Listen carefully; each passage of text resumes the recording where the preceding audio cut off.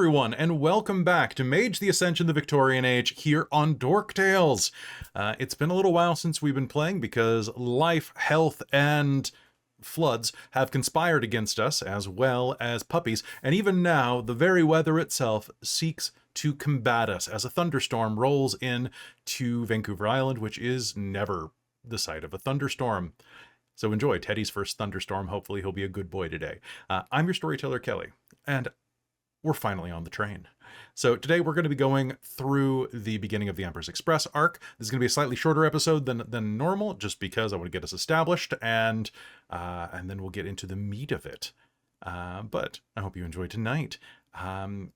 Before we begin, I did want to thank you all for your patience here. I know that this has been a longer chapter than most because of life events, and I really do appreciate you sticking it out with us and for all of your love and support.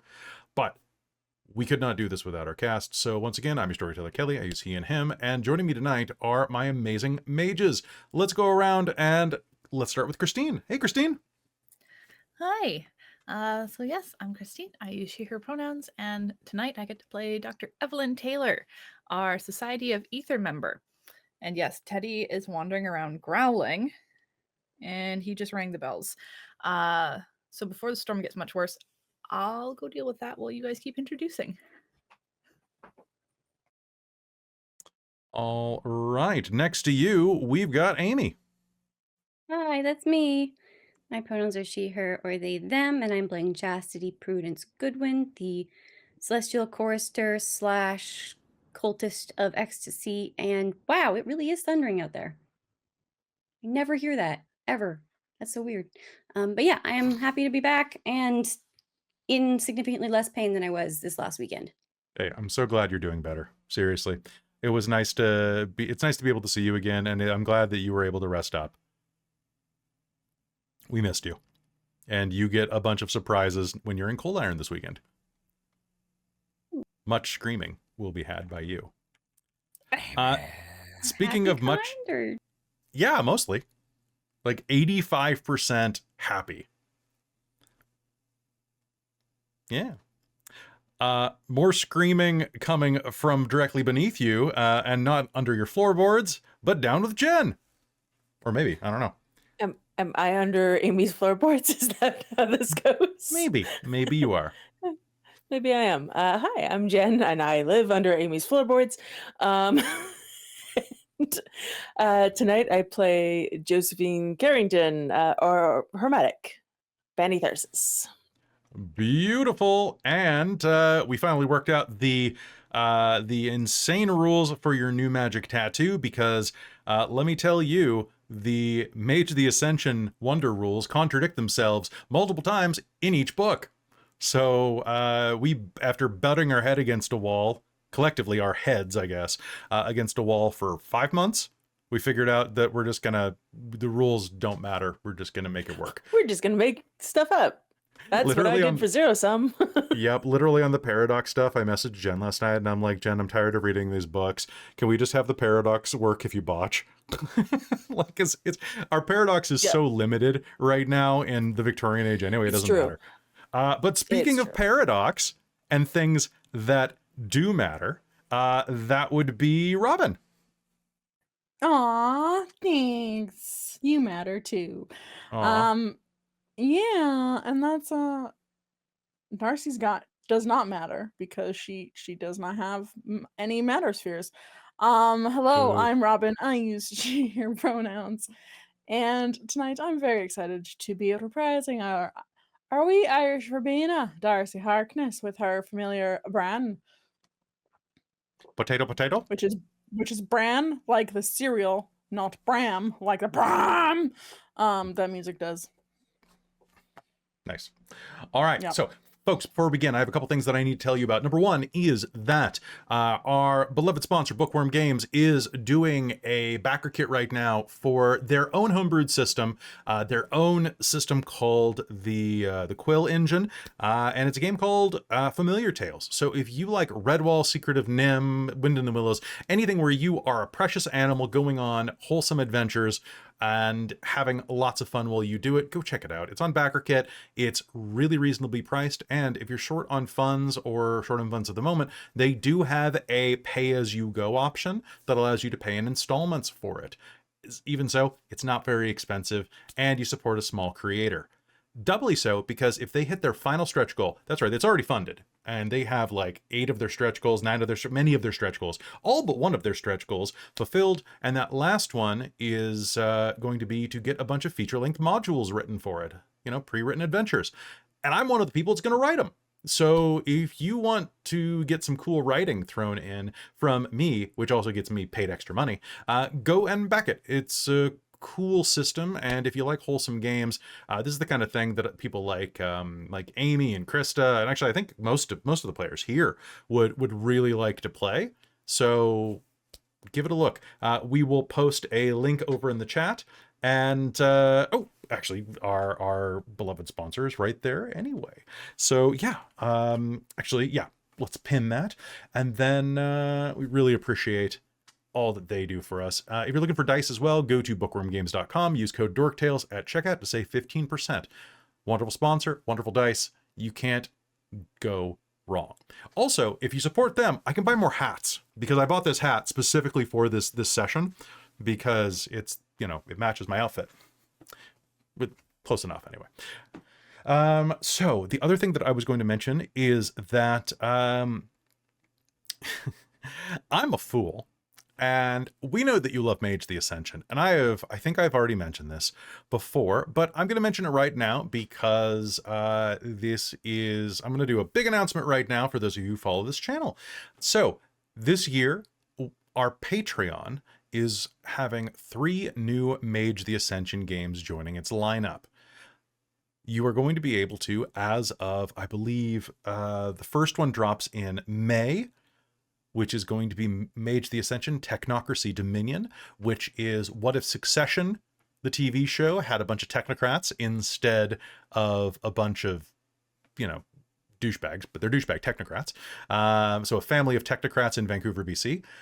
Then Mage the Ascension Bedlam is dropping in June, which is a Mage the Ascension game set in the 1920s. And finally, later this year, when this season of Devil and Doves, when book 3 is done, we're going to take a hiatus, and in that interim, over on Patreon, we're going to run a series of Mage the Ascension 1999, which covers the very end of the millennium and the height of the Ascension War. On top of that, Mage Zero Sum is almost done in its monthly-ish releases, and as it wraps up, it is going to be added to our podcast. So if you like listening to Dork Tales on podcast, you are going to be able to get Mage the Ascension Zero Sum, Jen's game, very soon. On top of that, when we hit, was it 225, Jen? 225 patrons of any paid tier level, you'll run another Mage game? I believe so, yeah. I believe that's correct. Yeah. Nice. So there is a lot of Mage coming your way, and join the Patreon. You can watch it for as little as a cup of coffee at Starbucks, and I guarantee we'll keep you awake longer. Or put you to sleep if you use this for ASMR. I don't know. But no, it's not possible to have too much Mage. And besides that, I hopefully will also be releasing some Mage the Ascension short run adventures for our Patreon members, and then on Storyteller's Vault when they're properly laid out and stuff. But yeah, so look forward to that in the very near future. Besides that, does anybody have anything that they need to say while Christine is taking care of Thundershocked Teddy? All right.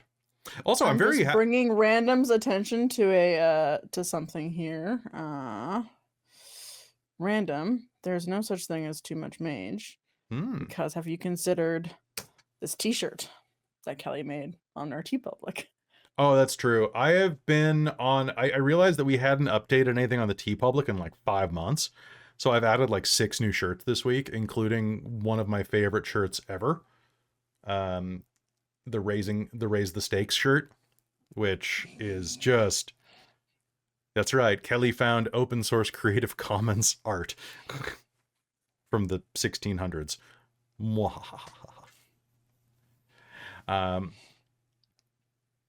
Yeah. It's going to be amazing. But Jen, congratulations on being the most wanted podcast of all of our games that haven't made it a podcast. I don't mean this in a bad way, but I was surprised. I was thinking that like one of our D&D I games was also surprised. I was like, what? That just shows cool. Yay. it's like the children they crave the mines, and our viewers crave the mage. They yearn for the mage. They do indeed. I also think not that this was the deciding factor, obviously, but I'm not putting myself down by saying this. Let me put it that way. All right. But I think also getting to see you as a player is a thing that they like. Dude, Nolan is so good. Yes. Okay, before we begin, and this is not to put myself down or to toot my own horn, but like last night in episode 14 of Avernus was one of those episodes, like whenever I played Nolan, I always felt like I was really on the ball. But like the character I'm playing in Avernus, when I'm in it, holy crap, I love this character. He's so mean. He's so vicious. And it's just really interesting to play that compared to my normal goofy nice guys. So yeah, I love it. I love Nolan. And I have a very special surprise for you guys coming up involving Nolan very soon. All right, Christine, how's Doggo? Utterly terrified and refusing to go pee properly, so pee pads are down now. Okay. He keeps ringing the bell to go out. I get him out to the door. He looks outside at the pouring rain and cracks of lightning and thunder and goes, nope. You know what? I don't need to do it that bad. He's not barking or crying, but he's doing that thing where he gets startled. He goes, startles off to the side real hard. He's not happy with this right now, but he is wandering the whole upstairs. Just wandering he's on room patrol. to room. And I heard earlier he's growling at the thunder. He was walking around growling, but then he witnessed it outside. And he is now like, oh, fuck no. I would imagine that if he was small enough to fit under the bed, he'd probably be back under there right now. Yeah, he used to sleep under the bed. It was weird. But he doesn't fit anymore. He does not fit anymore. Is the crate open, Christine? It is. Maybe. Okay, so yeah, if he feels like it is in there, so cave up, he might. I'm hoping he'll calm down and go to sleep. Yeah. He's really so happy. we're gonna hop into game and we're gonna try to do our best. It normally does not thunder or lightning on Vancouver Island. It just the pressures are. It only does this like once a year. So yeah, it's like once a year at most. At most, If yeah. that, yeah. If that. Some years I think we go without. More lately, for some strange reason involving the weather seeming to change. I don't know what. But all right, so folks, we're going to be starting in just 1 second. Before we do, I just wanted to let you know that I have provided you players with a player version of the train car. Because we're spending the next 6 to 8 episodes on this train, I feel that it's going to be very important that you understand the geography of it. So I'm going to quickly give you a run through of the train document. So this train is a 17-car train. All right. I have divided it into 4 zones. Okay. Most of the stuff you do not need to know, and I have removed it. So basically, zone 1, you do not have to worry about unless something goes catastrophically wrong. Zone 1 is the locomotive. It is the tender car, baggage and cargo, and baggage and mail. Okay? Tender car is basically stuff you don't need to know. Tender car is where they store the fuel. So zone 1 is all like the mechanics of the train. Okay? Zone 2 is the first class observatory, also known as the Britannia, the first class luxury suites, known as the Victoria car, the first class suites, the Albert car, where you are going to be in. Then behind you is the dining car, the Exeter restaurant. Then behind it is the York, which is like an overflow dining place. They're basically the same thing, so don't get too hung up on that. And then behind it is the lounge car, which is 24 seats plus a bar. Okay? So if you're going to grab a drink, that's where you'll probably go. The restaurant, you do have to pay while you're there because that is how these trains made their money. So basically, Zone 2 is first class through the nice dining car. Zone 3 is the other dining car, the lounge, second class sleepers, which are divided into 2 cars, singles and doubles. Singles are tight, cramped. Second class is kind of what you saw in the Orient Express movie. They're the ones that are about as big as, about as wide as like a station wagon. You know, and you generally will sleep either in a single bed or a bunk bed. In the doubles, those are bunk beds. There are about 16 of those, which is unreal to me. I've done way too much research on this. And then beyond that, we go to Zone 4. Zone 4 is the crew quarters and utility. The third class sleeper car is behind that for anyone who's basically, it's like standing room only travel. And for a 10-day voyage, that sucks. This is not normal that most cars have this, but this one does. Beyond that, there is the coach class sitting room. Oh, pardon me. The sleeper class is just a crappy sleeper class. Behind that, there's the coach class sitting room, overflow and freight, and then the rear guard car, which basically is where people, it's to fight off bandits and stuff, which still happen because you guys are going through like the Afghani desert and things like that. And in this day and age, there was a lot of that. Besides that, I've also included some pictures from inside of the Orient Express novel, like the Agatha Christie novel, as well as some mock-ups as to what the Orient Express layout kind of was. And this is modeled after the Orient Express. So you can kind of see like what this was kind of in, like the basic layout of some of like the coach rooms were like. Not super relevant. There's even a battle map for a D&D game in there that I threw in just to give you some like context and some vibe. Okay. So as we go, you can start filling these out as you learn where people are. It's not super relevant, but for example, at one point, some of you might want to know who is in who's in one of the double cars, we etc. will need edit access then to the Oh yeah, the I guess they do. document. Yeah, that's a good point. I was just gonna fill it in, but I should make you guys do the work. It's way easier. And then I think I was actually gonna delete one of the cars, but we'll talk about that as we go. I might delete the second class singles. Oh, that's what I was going to do. I was going to delete the second class. So I had a second class sleepers in singles and doubles, but I don't think the singles need to be there. So my only issue with this is that I didn't want to delete the Princess Alice cart just for the Prince Edward cart. But you know what? I don't care. We're just going to do that then. There we go. Now there's only 16 cars. I got rid of that first one. Cool. All right. Anyone have any questions as we are going to begin this? But beyond that, I have a list of names. Those are basically just random names for me to pull up if I need somebody who works on the train. Because it saves me time. If you meet Omar Haddad, Omar Haddad works on the train. So does Parvati Narayan, etc., etc. All right. Before we begin, does anybody have any questions about experience expenditures or anything else going in? Perfect. Love that. Sort of, actually. Oh, go ahead. Sorry. Go ahead. No worries. I guess technically in game time I bought it recently. Mm-hmm. But I did get Mine 3 or 4? Mine 4. Okay. Mine 4. Then go ahead. So- You should have mine 4 at the beginning of this.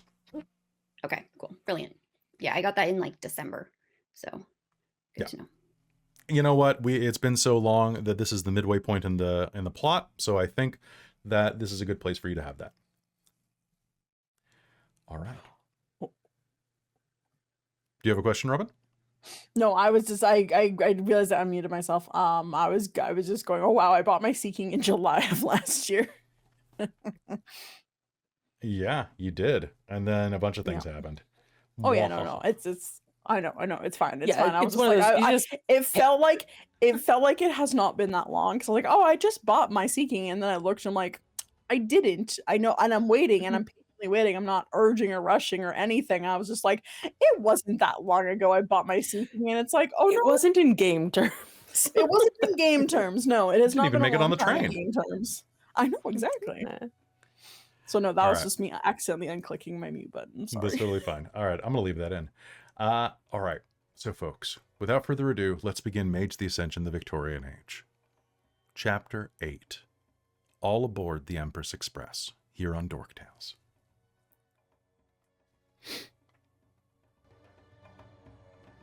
It is already blazing hot in the early morning when you make it to the train station. Darkness blankets over Cairo, and a low fog is clinging to the sides of the tracks. Dawn is a scant few minutes away, and even then, the desert chill has already been burned out of the air. You shudder to think of how cramped a car will be. One by one, bodies begin to flood into the train station. A dozen, 2 dozen, 3 dozen. As you're waiting by the train side, you can finally hear it in the distance. The sound of a train coming round the corner. It banks hard, and then comes to a rest at the station. Slowing down its brakes, sparking bright rivulets of yellow and orange. The engine is a sleek, black behemoth, belching black smoke into the sky as it pulls in, leaving a river of soot in the air. Behind it, blue-paneled cars display the might of the British Empire, and the Empress Express has arrived. All around you can feel the teeming throng of individuals moving. There are dozens upon dozens of porters, mostly people of Egyptian descent, helping move the large swaths of luggage here and there. I would like everyone who is interested in keeping an eye on things to make me a perception plus alertness roll. Do instincts apply? Yes, for one thing, specific thing, they will. Ooh, okay. Alright, Nope, no success. No success, and just do it at a difficulty 6, please. 3 for Josephine. 3 In that for case, Joseph. actually, I get 2. I 2? thought it was going to be a little Perfect. higher. Nope. Ha-ha. 3. 3. Perfect. So we're going to do this slightly differently than normal until Christine says 22 for a number of successes. And then I'm going to regret saying this. She is holding up 5. In case 5 you cannot successes. unmute for dog.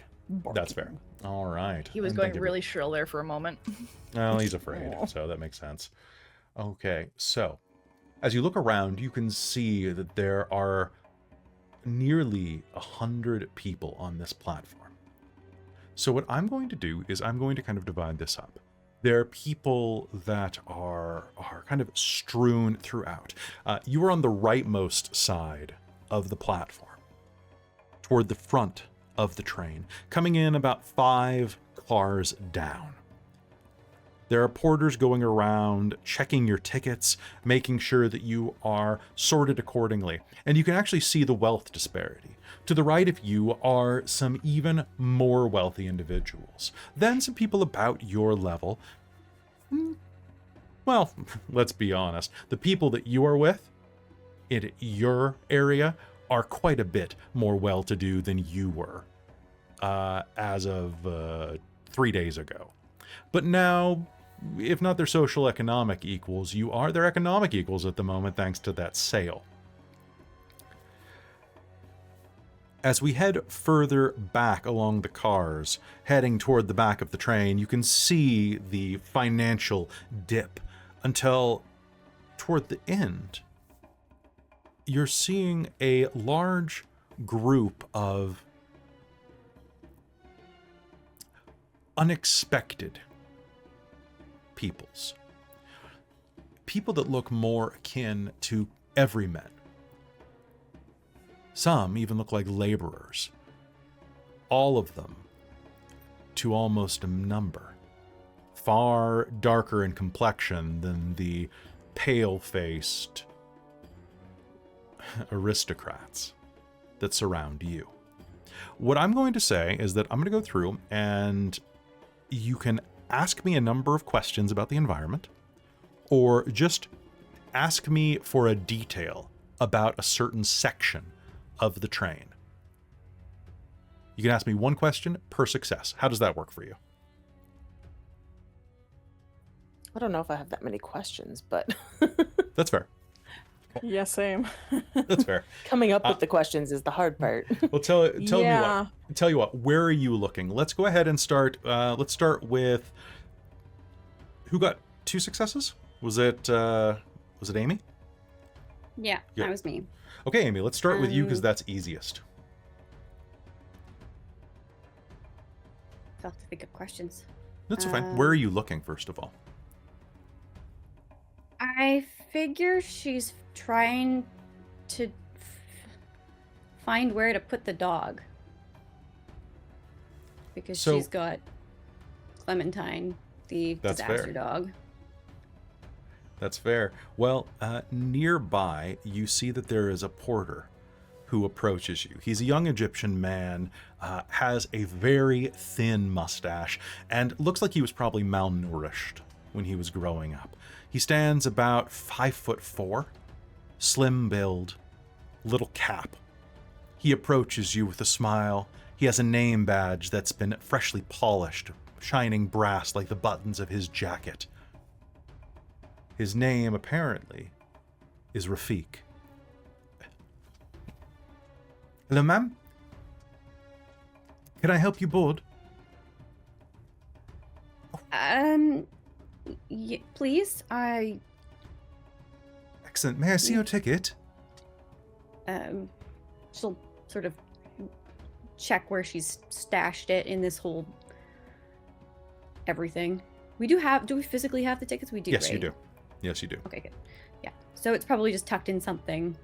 So it'll take her a minute, but she'll pull it out and hand it over. Excellent, excellent. Now before this, did you decide who was sleeping in whose room? Is it you and Josephine, or you and Darcie, or you and Evelyn?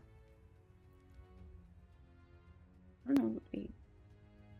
So I feel like Darcie's weirdness about Evelyn recently means that Darcie will not want to be with Evelyn. Probably. Yes. Yes. Beyond Okay. that, I don't Yes. think we decided. Yeah. Fair. Okay. Josephine will just, I don't think, for what it's worth, I don't think Josephine knows anything that's happening here and like doesn't understand how this all works. So she's just going to go where people tell her. She's also sounds good. looking everywhere because train is kind of a new thing to her, I think. Fair. Who has the other ticket? So you have one, and there are 2 tickets total for this voyage. Sure. Darcie so- will have the other one. Okay. So Rafik leans in, takes a look, says, yes, and you were traveling with one of your friends? Perfect. Now I do apologize. It appears that we have you in one of our premier suites aboard the Albert car. Of course. And it appears there is only one bed that you'll be sharing with your friend. Is that acceptable? It's fine. It's whatever. Of It's course. acceptable. So, Amy, do me a favor and roll me a d10.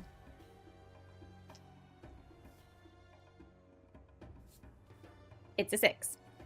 A 6. All right.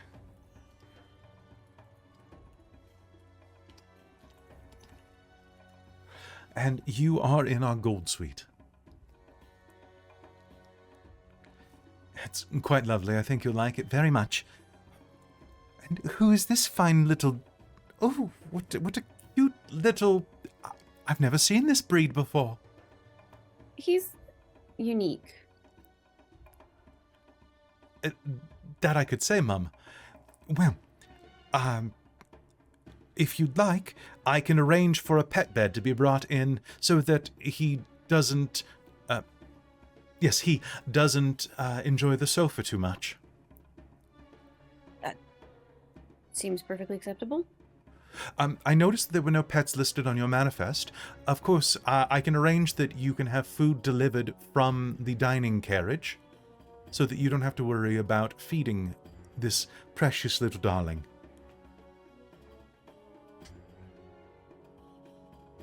As long as he's taken care of, that's... Is there anything that the old boy doesn't eat?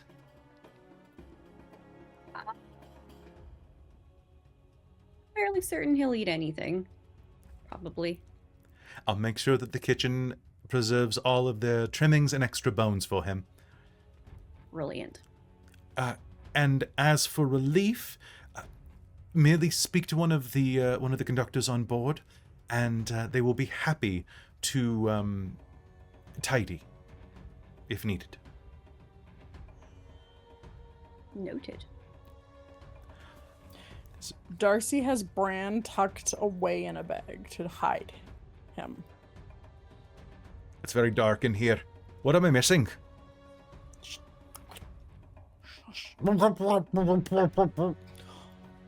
Also, speak cat. There we go. Wow. So, as he's checking your ticket, so your dog is taken care of. Do you have another question or another thing that you're paying attention to, Chastity? While Rafik is trying to pet the dog, and the dog is unsure. Rafik is going to make an animal ken roll to try to pet your dog. Holy crap. He got 4 successes on 1 dice. He's definitely good at this. Brilliant. That is Who is exciting. Porter. And what's the best place to spend time outside if we want to go outside of our rooms? Which Well, are... I would say that there are 2 particularly wonderful places. The Exeter restaurant is some of the finest dining that you can find anywhere in the East. And it's being brought directly to you. It is a lovely kitchen and dining hall. Besides that, the Rosewood Lounge, the also known as the bar car, provides 24 seats plus a bar for you to just relax and enjoy yourself. Besides that, there is an observation, the Britannia car up at the front, just 2 cars ahead of yourself, where you are in the Albert car, and it offers spacious views of everything that we will be that you will be traveling with. Besides that, there will be occasional stops, so you will be able to get out and see the sights at a number of locations. Or may not, should you choose not to. Of course, I'm sorry, Mum. Here is your itinerary, and he will hand you over a document. As you can see, today you leave from Cairo. Tomorrow you will arrive in Jerusalem. Beyond that, it is roughly a day and a half. You'll be arriving in Damascus in the morning, and then Baghdad the following morning. Basra the following day. Karachi is 2 days after, and you will be in Bombay in time for supper a day and change after that.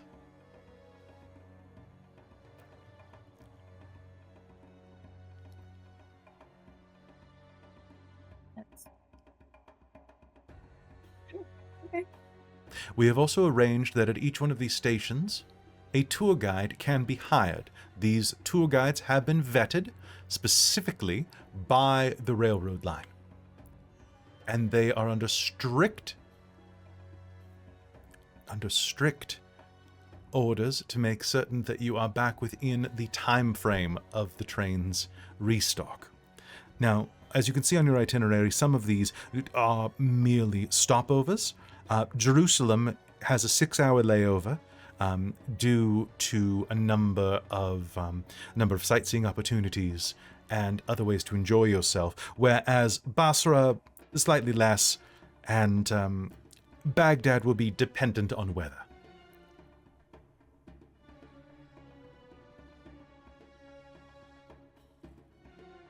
And in terms of meals, and can we just... The dining car is available 20 hours a day, morning, noon, and evening meals to aid you. And, of course, reservations can be made in advance if you don't wish to wait. And what is the time right now? Time right now is, we're going to say it's about 7 o'clock in the morning. Okay. So, good to know. Well, in that case, I know what I'm doing for lunch. And Chastity will try and just go into her room and flop on a bed or whatever it is. Of course. I will take you inside in just one moment. As soon as the doors open, I will carry your luggage with me. Is this all that you have? Yes. Oh, So my friends may have more, I'm not sure. I see. Let me check in with them. All right. So are there any other questions that Chastity has about the immediate area? Okay. Rafik will take a step behind toward where Josephine is looking with wide eyes at this steam monstrosity that is being loaded up by a bunch of Egyptian workers. They are loading this thing with sack after sack of coal into the secondary car. You can see that there are all manner of people pooling around, waiting for the gates to open, porters moving around like particularly organized ants, looking to carry some of these massive crates. The fact that some of these people have as much luggage as they do must be staggering to you. It's ridiculous. But how many successes did you get, Jen? I got 3. 3? So name like 3 things you're looking at. Or give me 3 questions. Honestly, I think she is taking everything in. Everything? I think it's less focused on multiple things as it is just like generalized. Oh, what's that? Oh, what's that? What's that? She watches the coal being loaded in, and she's very confused by it because why wouldn't they just use forces? What is that they're loading in? I don't get it. What is happening? So with 3 successes, you are going to immediately notice that hidden on top of one of the spokes of the wheels is a symbol that you will recognize as an occult symbol, one tied to Freemasonry. Oh. Fascinating. Other things that you will notice is that as you are looking around, there is a woman puttering around near the front of the cars. She's very well dressed in dark clothing and has a surprisingly poofy blouse sticking out of the lapels of her suit jacket. She has a pair of dark, smoky glasses and hair that is it's kind of a reddish blonde and up in a beehive, with bits kind of poking out from it. Looks like she has like the same type of manic energy that Evelyn does. And she occasionally shouts at some of the workers. You there! I didn't say... That had better be quality coal. If you stock this engine with anything less than premium, I swear on whatever powers you believe in, I will see you skinned and flayed to the bone. Guess I understand that skinning and flaying are the same thing.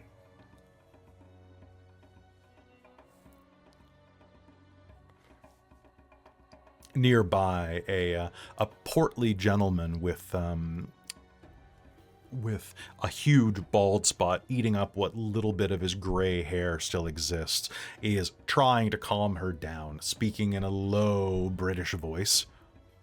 It's quite all right. Listen, Miss Barrow, things will be fine. You just need to trust them. I will not trust them with this machine. It is worth more than anything, and you understand that, Mr. Hawk. Yes, I do understand that. And that is why I believe in the expense that was paid. Quality materials yield quality results. Is there anything else that you think is drawing your attention? One more thing.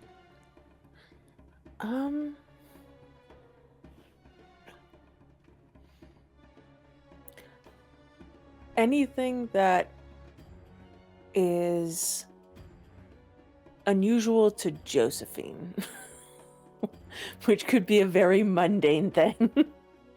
So, things that are striking to you is that there is nearby a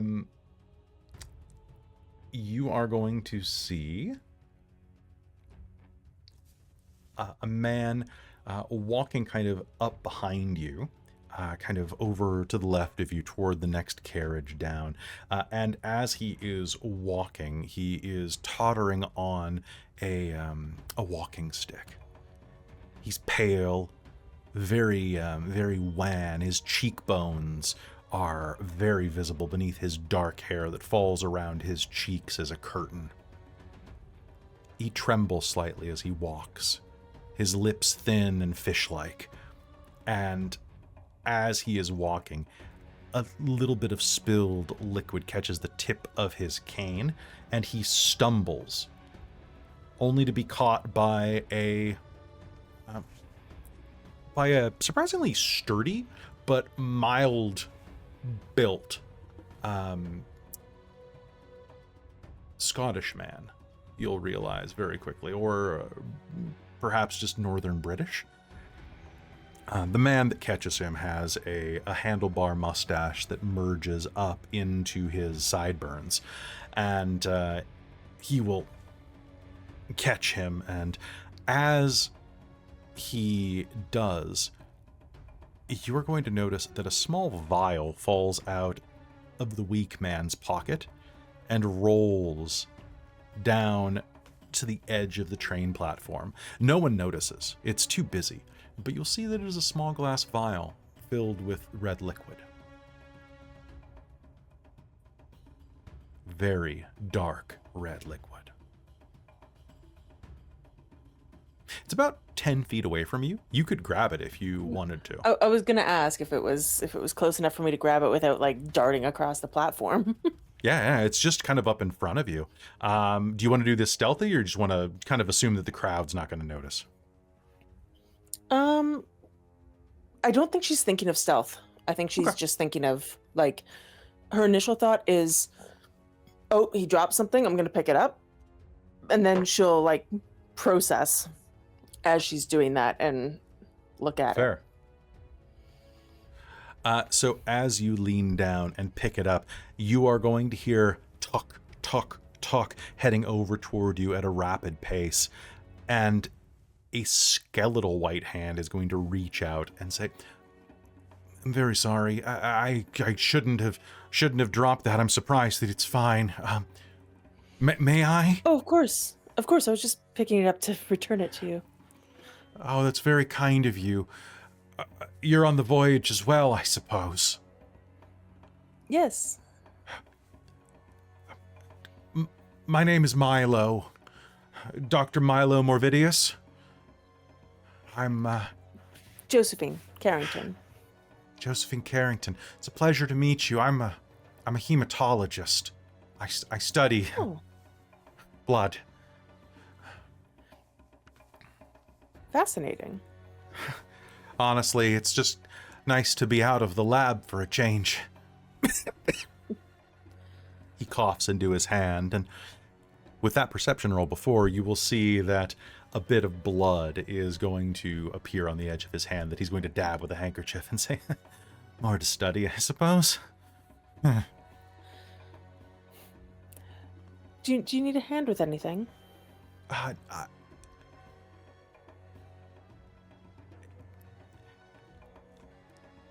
You have already done me a favor and returned a very rare sample that I need to do some work on, but you have such a queer accent for this area. Are you from America as well? Yes.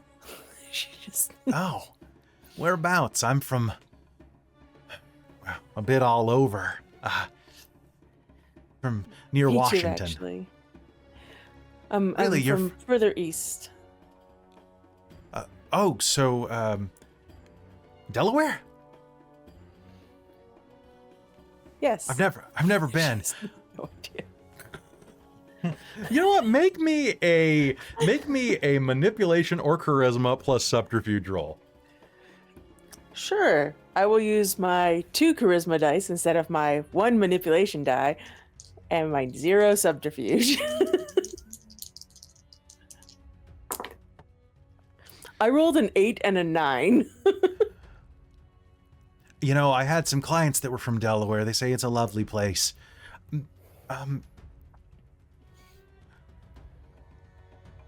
You know, I don't think I'll have any trouble getting on the train, but I don't really know anyone around here. If you find yourself without a companion to enjoy lunch with in the dining car, I'd love to spend some time learning a little more about you, or at least conversing. Well, I have a party with me, but you're welcome to join us if you'd like. I'm sure they wouldn't mind. Oh, that would be absolutely lovely. I should attend to my belongings before I knock any more of them under the train, but... Of course. It's lovely to meet you, Miss Carrington, of Delaware. You as well. He is not bad looking, but he definitely has... You know what he kind of looks like? He kind of looks like the human version of the main character from the Corpse Bride animated movie. Like, he's a Fair, Tim Burton yeah. character in real life. This guy's got major... I'm not saying he looks like Jared Leto, but he kind of looks like Jared Leto. Fair, yeah. So Josephine will return back to the others. Sounds good. Let us cut over to Darcie, as the cat is almost out of the bag, or at least is sure as hell trying to get out of the bag. What are you looking at with your successes? You had 3? Yes. And I think at the end of last game, Darcie had already seen Sam and Henry, so I think she's I'm guessing from that she's kind of looking off towards the crew. They are kind of milling around the center. And as you were looking around, you see that Josephine is interacting with some handsome yet sickly man.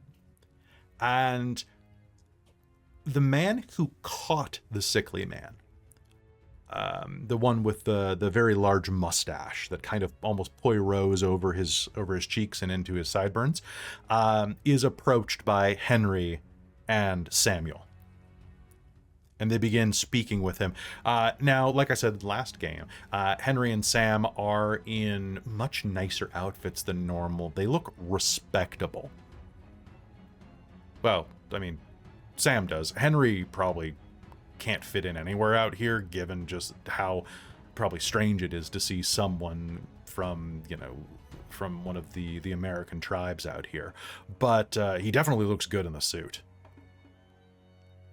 They're speaking with this man, and you can see that Sam is darting his eyes up at you, his eyebrows furrowing slightly before going back to the conversation. It sounds like they're deferring to this smaller man.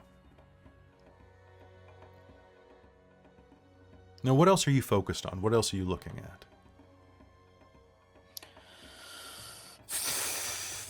I think much like Josephine, Darcie's kind of experiencing like this kind of train for the first time ever. Like, she's been on trains like from going from parts of the UK. But nothing quite this extravagant. So I think she's kind of just... She's taking in the sights, but also I think she's being a bit wary of her her exits, I guess. Because last time they were on a boat, things went weird. So I think she wants to kind of keep an eye out on how many, like, train cars, the exits, kind of mindful of the zones that people have access to because they were attacked last time they were on a enclosed vessel. So the first thing you're going to notice is that there are 20 armed British Egyptian soldiers here, positioned around the terminal. They hold rifles, they're at attention, and about a third of them are separating zones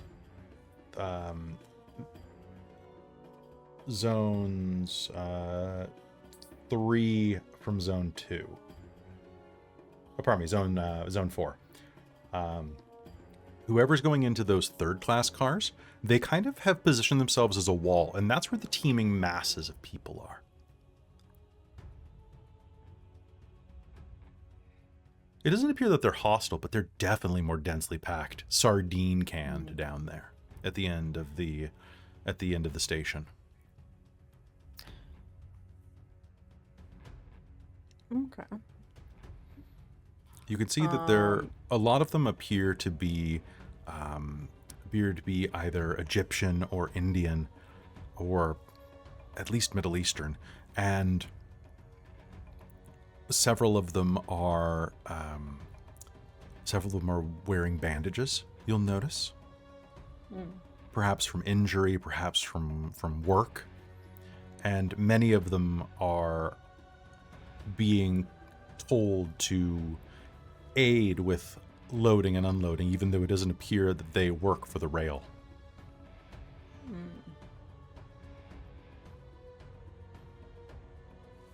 Anything else that you're looking at? I guess any people paying us any particular attention? Perfect. So, people that are paying you any particular attention, let's find out. So, as you're looking around, you are going to see that there are 2, 3, 4, 5, 10.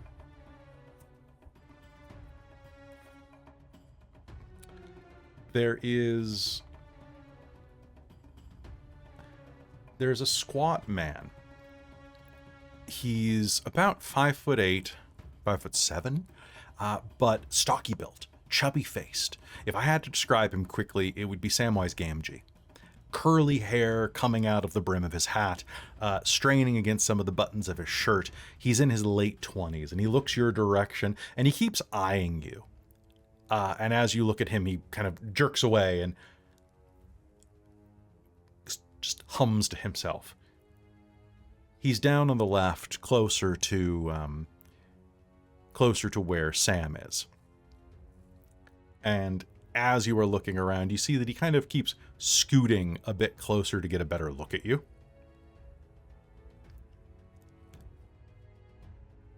And as you look away one more time, he's about close enough that you could reach out and touch each other if you both extended your arms, and kind of looks your direction and goes, "Hello there," he says in a bit of a Cork accent. I couldn't help but see, you from the Isles? I am. What gave it away? It was the boots, really. Oh, I see. Yourself? Hi, yeah. I'm from Cork. Well, from near Cork. Yeah, I could tell. Definitely have that Cork accent. Oh yeah, well, it is what it is. Nice to meet you. My name's Walter. Walter Fitzpatrick. I'm going to be on this as well. It's good to see another Irish face around here. There aren't many of us, really. At least this far south, probably because of the sun. I imagine the sun's probably a big deterrent. I was going to say, I think most of us don't survive long enough to actually get on such a voyage, because the voyage to get here probably roasted us half alive. I think so. Have you read that other Irish fella, Stoker? It's kind of like one of those things, eh? Yeah, actually, I think that, I wonder if that was inspirational, but kind of rude if you think about it, actually. Well, I mean, he was Irish too, so, you know, it probably makes sense. Yeah, I guess so. Plus, it was kind of a psychodrama. But, sorry? I was just wondering, are you here alone? No wife or anything with you? Oh, no wife. I'm just traveling. I wanted to see the world a bit, and I've got a business prospect over in Bombay. So I have many ways to sell potato seeds. Well, we are very good at that, aren't we? Back up there. We've got to be. If the potatoes ever go away again, I think it'd probably kill us, eh?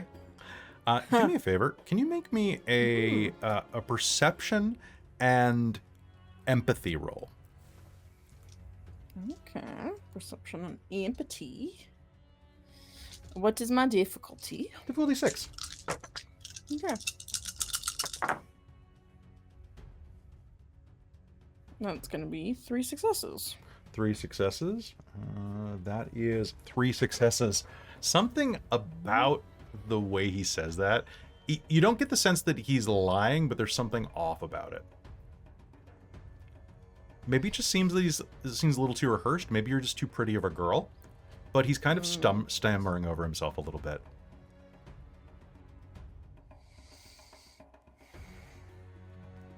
But anyway, so I'm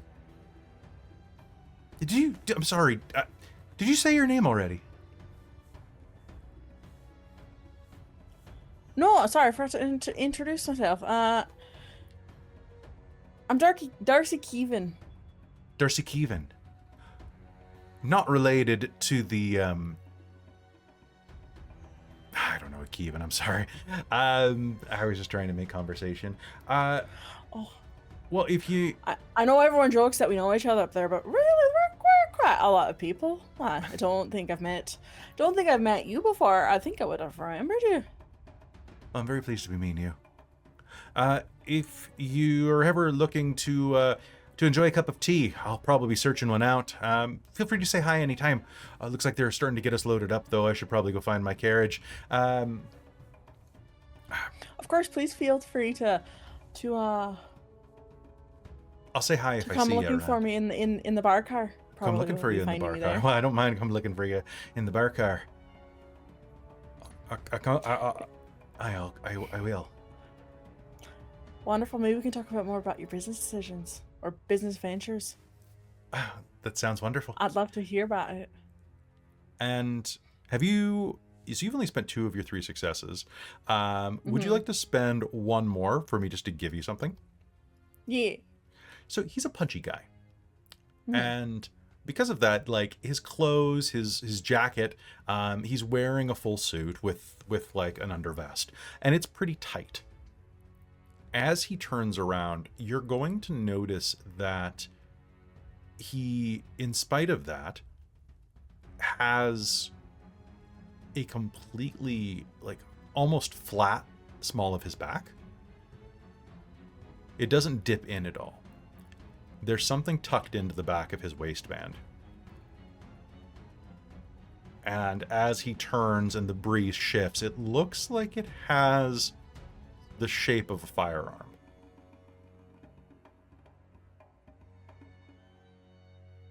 Not uncommon to carry in this day and age, but not what you were expecting from a potato salesman from Cork. Yeah. As he's leaving, Darcie's gonna just kind of mutter into her purse. Hold on a second. I have my bag with me. It's a little bigger in real life. Bran would be a bit cramped in this, but you know. Meow. Meow. I'm going to need you to be a little bit sneaky for me, Bran. I'm not sneaky enough already in this bag. No, once I let you out, I need you to go follow that lovely Irishman I was talking to just now. He's packing more than potatoes. Ah, isn't Sam already enough for you? You want another one? No! No, what? No, Sam, no! Gross! Gross, Bran, no. No, You're right. he's I don't have carrying any a weapon in heightened his perceptions and pants. sense or anything like that. I can't smell when something goes funny. We also don't have an emotional connection, so I don't know what you're talking about. Don't we?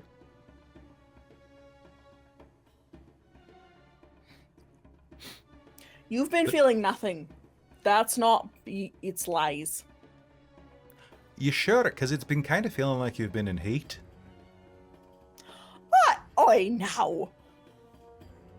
And as you say that, someone's going to stand up next to you and kind of like look back, and you'll see that it is honestly, the handsomest goddamn Arabian man that you've ever seen.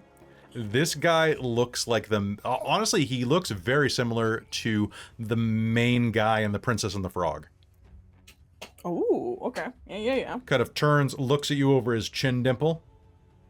I'm sorry, were you talking to me? Oh, no, I'm so sorry. I was talking to my ancestor, saying a wee bit of a prayer, going along this big steamship. It's quite, well, not steamship, steam train.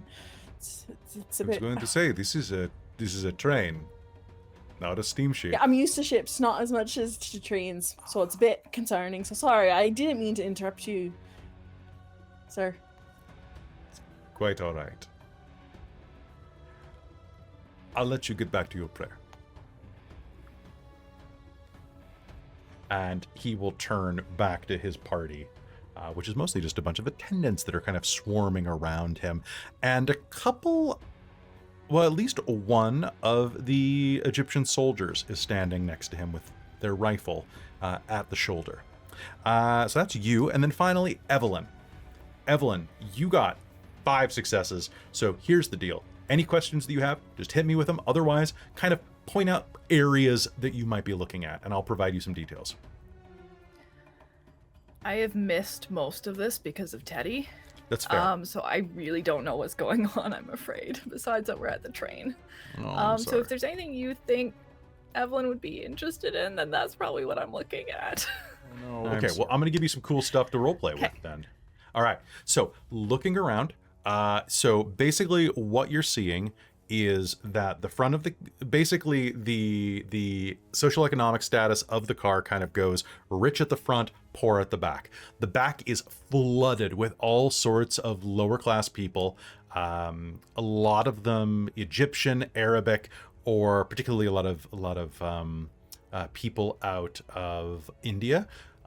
Looking back that direction, it looks like a lot of them are probably people that came out here to work on the railroad that are being shipped back on one of those steerage cars. Some of them are slightly more well appointed. There are a few Westerners out there, but these are basically, that's like the part of the carriage or the part of the train where people slightly below you and James's class would have ridden back during your marriage.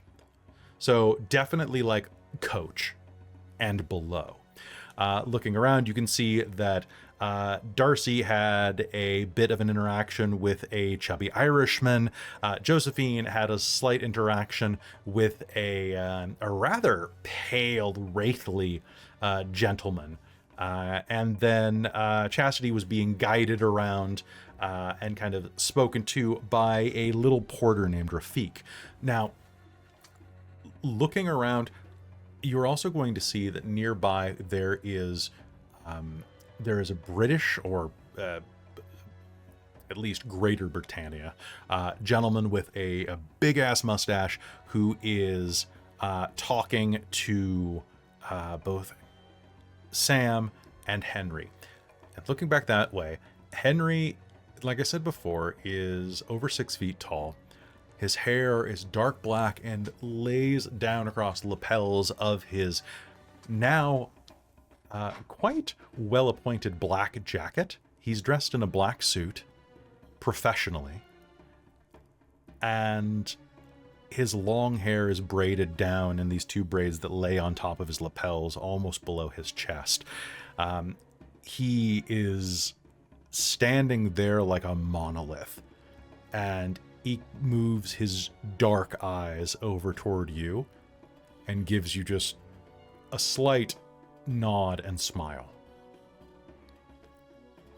She will do the little incline of her head back. And behind him, can you in particular give me a perception and awareness roll?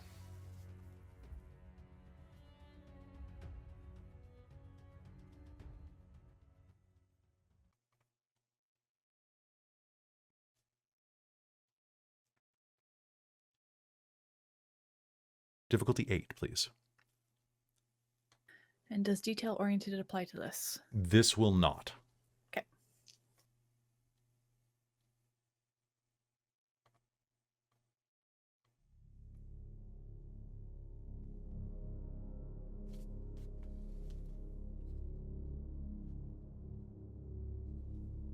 Two successes. You cast your eyes back over, and in the massive throng of people milling around there, loading things on the back of the cars, the coach passengers, the steerage passengers, most of them are able-bodied. Some of them look like they're recovering from injuries on job sites. But there's one man that really strikes you as kind of strange. There are a number of people traveling with families. But amidst them, there is a crying child. The bawling calls your attention. It's a small Indian girl of about maybe 4 years old. In the rush of the throng and the pushing and pulling, she's fallen and scraped her knee. Her parents have been separated from her. And as you turn and look, you will see a man step out of the crowd. He's old. His ears dangle down almost below his jawline, at least the lobes. And he kneels down next to her with a surprising ease, a youthful flexibility. He's Indian? And despite his flexibility and age, he carries a walking stick. A large one bound with canvas around the knobby handle and down its kind of rigid haft. He leans down and comforts the girl, ringing a bell for her that he carries in his pocket. He's dressed in plain clothes. And as you look over, he turns his gaze to you, and you feel a kinship with him.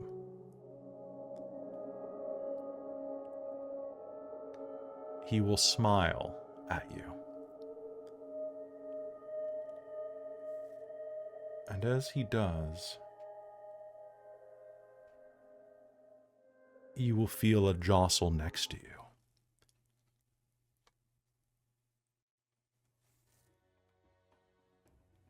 As Josephine steps back next to you, and Rafik, the porter, takes your luggage. Excuse me, ma'am? Ma'am? Your quiet is over. Oh, lovely. And it feels strange, like it all fell off of you, like you took off a waterproof coat. Or like the foam on top of coffee, or the whipped cream on top of coffee had been slurped off. Like it had just been absorbed away from you. Do you have your ticket, Mum? The small porter says to you. Yes. She'll go to reach in her little handbag. And so Darcie, you thought you had the ticket, but as you were packing, it must have gotten misplaced, because as you open your bag, a little skeletal rat hand will say, Tickets for you, Master. Look. and will hand you a ticket. So, I Marrow have taster. never played a character that's gone into quiet before. Okay. How does this feel? Does she have a real good memory of doing this, of how horrifying this little thing is? I would say that this kind of feels like coming out of a drunken bender the next morning and going, what the fuck did I do last night? Okay, so she Tony Stark drunk blackout engineered is what. Kind of. Like, saying. you remember doing it, kind of? But that was someone else who did that. That was evil Evelyn. That was Evelyn who did that. Okay? Like, this wasn't you. Basically, you dissociated. Big smile, like she's like trying to hide that with her hand and pass her ticket over. And Thank you very much. It looks like we're getting ready to load. So, if you have all of your belongings, Miss Taylor, it appears that you are in the black suite. I will be taking you shortly. lovely, thank you. And you hear, all aboard! Come from the front. Perfect timing. Shall we go now? Rafiq, the porter. Evelyn's gonna glance back over her shoulder to see if that little girl is still there and okay, or if they've just disappeared. They've disappeared in the throng of people.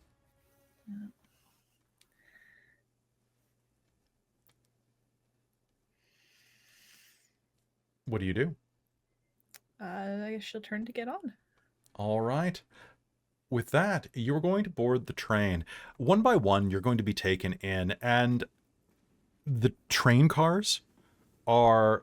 I don't know how to describe these. We started with the Gold Suite, though, so we're going to go to the Gold Suite first. The Gold Suite, as you head inside, lives up to its name. The suites are absolutely immaculate on the inside.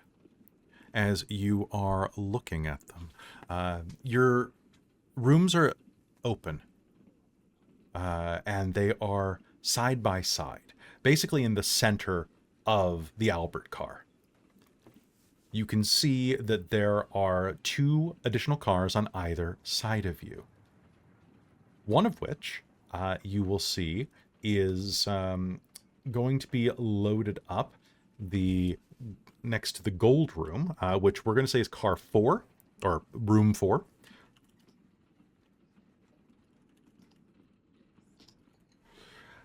The incredibly handsome Arabic man is going to be loaded into room 5, right next to you. Next to him, a very, very young woman, perhaps 13. Slightly chubby cheeks, still has not grown into them, waiting for her final little bit of a growth spurt, dressed in incredible German finery that must be 1,000 degrees in this heat, is loaded up by a much larger woman who is carrying hatbox after hatbox and so on into these rooms. So besides that, I would say that as you look around, you are going to get a look at your cars. And I'm going to quickly send you a message with a shot of the inside of your car that is behind us on stream, but I want you to be able to see these things in person because they're ridiculous. Okay? And what I'm using is actual photography from the Orient Express or from Orient Express adjacent train cars for these suites.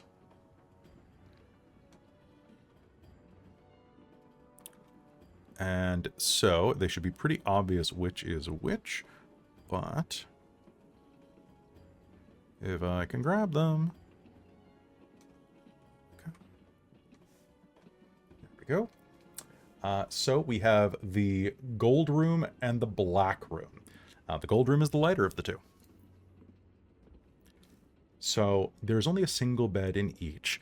It is a full room separated by, by a panel with a slide-out screen, so that if you want to stay up and sit on the full sofa that is there, you may. Each one of these rooms does not have a washroom, unfortunately, but it does have a sink basin as well as a small table that is large enough to fit 2 people. All in all, your room is about the size of a shuttle bus, or like a small U-Haul van, if we had to kind of boil it down to that. Your rooms are back to back, with the headboards facing each other. They are ostentatious. Each bed is luxuriously accounted for with Egyptian linens. There is an opening window directly to the outside of each of the beds, and on one side only, of course. Wood paneling lines the walls. Intricate wood molding hangs behind the bed, and there are even some electrical lights that hang overhead, lighting the cars. The gold suite is absolutely ostentatious, and next to it you can see that the black suite is no less ostentatious, just slightly different, slightly less wood, a little bit more of an ivory and black look to it. It appears that each one of these cars is each one of these suites is specifically designed to evoke a certain charm. So, who is going with whom? We have Chastity in one. We have Evelyn in one.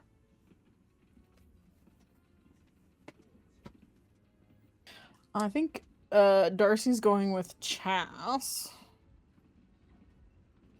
Yeah, I figured Josephine doesn't really know how this works, so she's just kind of following everyone else, and so if Darcie just goes in the room with Chastity, Josephine will take whatever's left, basically.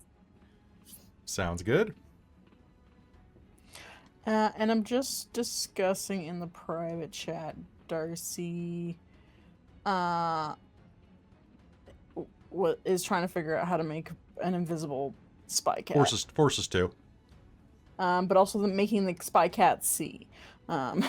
So you could do forces 2, forces 1. You could also do forces 2, core 1. You could also do all the things I've already suggested. Yay! Exactly. I'm just Hey, repeating I'm it. very happy. You could Jen, do thank forces you. 2, life 3. You could just do life 3 on him to make him a chameleon.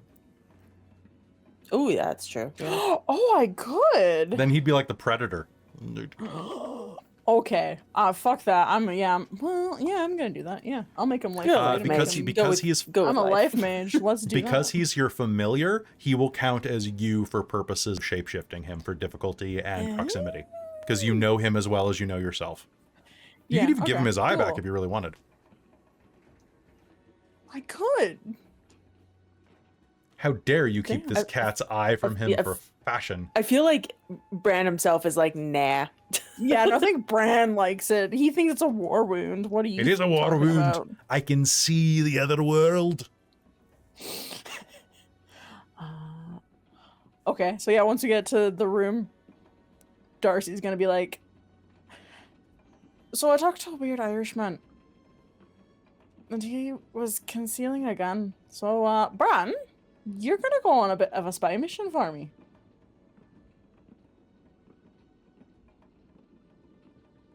Aye. What am I doing? You're going to go follow that Irishman and figure out what he's doing here. So I'm going to make you a chameleon and a small lizard. So you can. Do you mean find- literally, or are you just giving me the powers Yeah. of a chameleon? Oh, can I do that? Can I with life? Can I do that? Can I give him the powers of a chameleon? Yes. Okay, I thought you meant I literally had to transform him into a chameleon. You I'm know like, what? Sure, I Either feel or like that whatever. might be a harder thing to do. No, Just well, giving him you have life power. 4. Either or, whatever works for you. Well, actually, a lizard he could go under. Well, no, the doors Pretty flush. don't have a gap. Yeah. Okay. Okay. Yeah. I think she got confused when you said that he was the same as shape-shifting purposes, and that Yeah. sounded like make him a Yeah. chameleon. Yep. No. Okay, meant for I can sh- make you have powers of a chameleon, Bran. I don't want to My be a bad. lizard. I eat lizards. I guess that would be very weird, wouldn't it? Look I at don't me. know how they feel. Look at me. He actually does the thing with his Sorry. paws. Oh, Sorry. Look at me. Look at me. I don't want to be a bloody lizard. okay. I'm going to give you powers of chameleon then. Also, why are we sharing a room with Chastity? I have to be in a room with that damn dog. Yeah, but Evelyn's been weird. Did you see that thing she created? I was talking about the thing I wasn't calling her a dog. I wasn't talking about that either. What and I dog? What are you thinking create- I was talking about? Look, the beast. Aye, and now I'm stuck in a room with it for what, 7 days? Yeah, but would you want to be stuck in a room with Marrow Taster? Point taken. All right, turn I me didn't into a tell them lizard. How to play. You powers of a lizard, or do you want to be a lizard? I don't really care. I don't want to be anything. Maybe you should turn yourself into a lizard. I mean, I could, but I don't think I'd get very far about that. So you wanted me to check out the fat man's potatoes? Yeah, well, he was carrying a gun, hiding on him. Usually, you? suspicious people don't carry guns hiding. You're saying suspicious people don't carry guns? No, suspicious people do carry guns usually. Well, make up your Non-suspicious people mind. don't Do they carry guns or guns. not? Bran? Darcie? Oh, great and the powerful train. mistress. Ah, what was that? And you're going to hear chunk, chunk, chunk.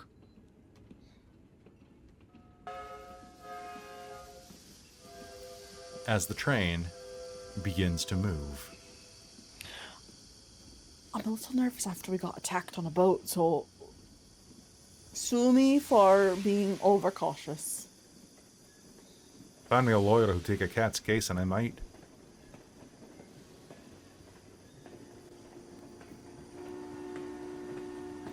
I don't understand the word you're saying. Are you sure you're not speaking cat right now? Now. All right, if you want to give him those powers, basically you'll need one success for the effect, and you'll need other successes for time. So For I'm assuming, duration. yeah. So give it to me at difficulty of. Okay, I'm gonna actually say this is not even uncanny because you're basically giving a cat the ability to be less noticed, which is what Yeah. cats do. So it's kind of just like fine. Give it to me at a difficulty of 6. Okay. 5 because of your mom's book. And then what moon phase were we in before? Oh, good lord. I can't do it. Wait, what did I write down here? I think we're at I think 1 for the difficulty that makes it harder on me. I think. Oh yeah, we were at 2. +2 moon before, and now we're at +1 moon. Yes. Okay. And that will be changing in the next halfway through the trip to 0. Nice. And at the end of the trip, Cool. it'll be a -1. Yay! Yay! All right, so give it to me at okay. a difficulty of 6. Cool. So for duration, it's 1 for the 1 for the scene. turn, 2 for the scene. Yeah. 1 additional one for 3 the scene. for 1 additional for the day. scene, and then 3 for the day. Yeah. Okay. I'm gonna shoot for 4 successes total then. All right, Stealth Cat, go. Stealth cat, go. I can spend willpower on magic rolls, yeah? God, I hope you can. Otherwise, I've been doing mage wrong for 20 years. Listen, it's been a hot minute since we played mage. It's been a hot minute. It's been a hot minute. Okay, yeah, so spending a success or spending a willpower. Oh, okay. So So if you botch, no, I did not botch. I did kind of the opposite there. 10s and count as 2 and or I'm If not. My specialty you is an re- injury in life right now. so you what can is the reroll rules? 10s. I can reroll 10s. Cap. They don't count as 2 unless you have a specialty. We're using that Yes. alternate roll. Okay, I got 5 successes, so I have an invisible cat for the chapter. Okay. Invisible Bran. Yeah. All right, got to make that note that I have that effect up. All right, so inside of the gold suite, you spend some time casting the spell, calling upon the dark powers of your witchy heritage to imbue Bran with the powers of shadow, and you now have Bran with a basically advantage on all stealth checks. Amazing. The predator. He's not quite invisible, but so long as he's not moving at a fast clip, he might as well be. Yeah. Great. Perfect. Amazing. So yeah, so Chas is just like seeing Darcie making probably a mess on the bed already with her her herbs and spell books, and just starts chanting around Bran, making like magic circles and symbols, and just walks into that. All right, so you've been loaded into this. The dog whimpers and hides underneath one of the tables. You know, something about this reminds me of a client. But it was a little more entertaining and less whatever it is you're doing.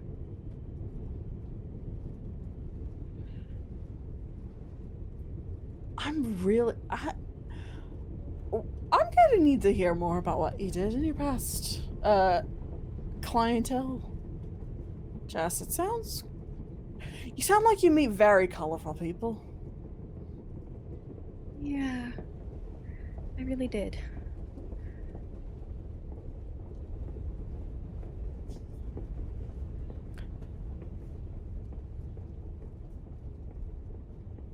All right. Cutting next door into the Black Suite, we find ourselves with Evelyn and Josephine getting set up. Marrow Taster climbs out of your bag and takes a look around. Evelyn?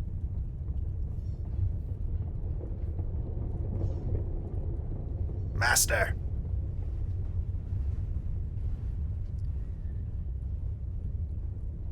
This place is... Yes, this place is very clean. I do not like it.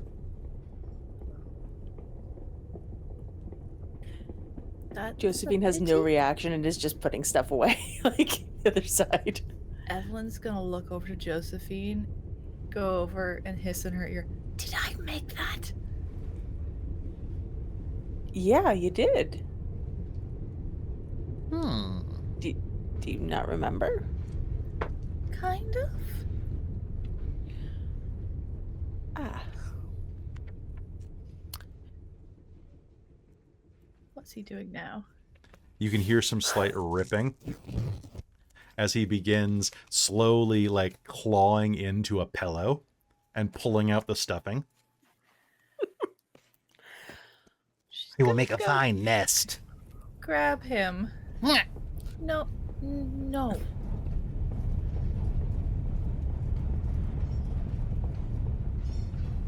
Apologies, my lady. And he pulls off the top of his skull and holds it in front of his chest in a, in a sad manner. His brain is exposed and throbs slightly, gray and slightly green.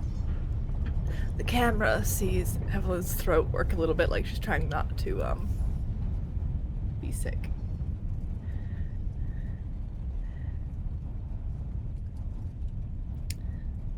That's not appropriate behavior. I must nest, unless you wish me to sleep with you, my lady. No, I will find you material. She's gonna start trying to flick through her books, and she'll give him like some old newspaper or something to make a nest with. But then is going to start flicking through her books and notes to try and figure out, how do I undo this?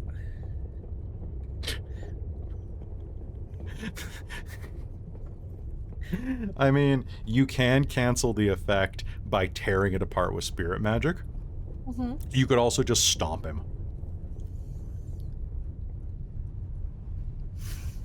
Or you could cut his head off with a pair of shears. The destruction of the body would definitely, basically, if you destroy the body, the spirit can't inhabit it anymore. The spirit might will just leave then. It might leave. It might be angry at you for breaking its deal. Right. Do I even remember what the deal was? Kind of. It would do your bidding as long as you provided it a body. So I guess it would kind of. It wouldn't be breaking the terms of the deal, but it would be a dick move. It would basically just be literally giving him severance with a scissors. Okay. All right, maybe she'll have to work out a better body. It's not quite so falling apart. I lost my fez. He puts a thimble on his head instead. Okay, we can work with that. Evelyn will maybe put high on her list making him a new little hat to cover his skull piece. I will be the best. You will not have to see me at all, Master. I will work in the shadows. Okay. Thank you for hiding me away nice. from the dog and the cat. Oh, you're welcome.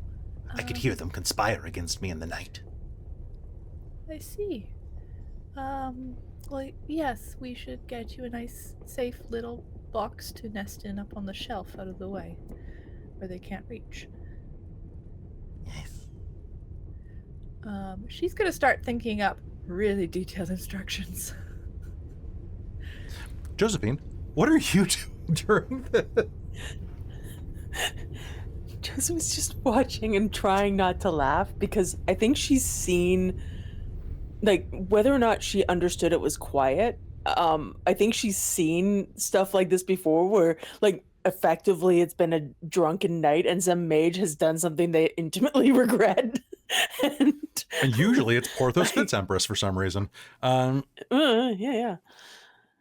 And so she's like, I don't have an answer for this, but you got to deal with the consequences of your own actions. All right. So there is, I will say, at the very least, the bed is damn comfortable if you go and sit on it. Each room does have a couch as well. It's lovely to enjoy. And is there anything... Yeah, I think she also, once she kind of stops getting amusement from the situation here, she will look out the window and watch the world pass by. Looking out the window and watching the world pass by, you are going to see Egypt fall into the background as you begin heading north. The train leaves Cairo, circumnavigates along the coastline and inward. You're heading northward, toward Jerusalem. Another spot that you had absolutely read about before. Apparently some prophet is tied to it. There's so many prophets here on Earth. It's not really tied to you, but it could be interesting. still.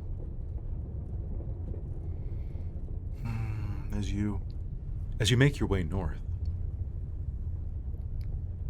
your eyes are drawn out to the sea that you can see just there beyond the sand dunes.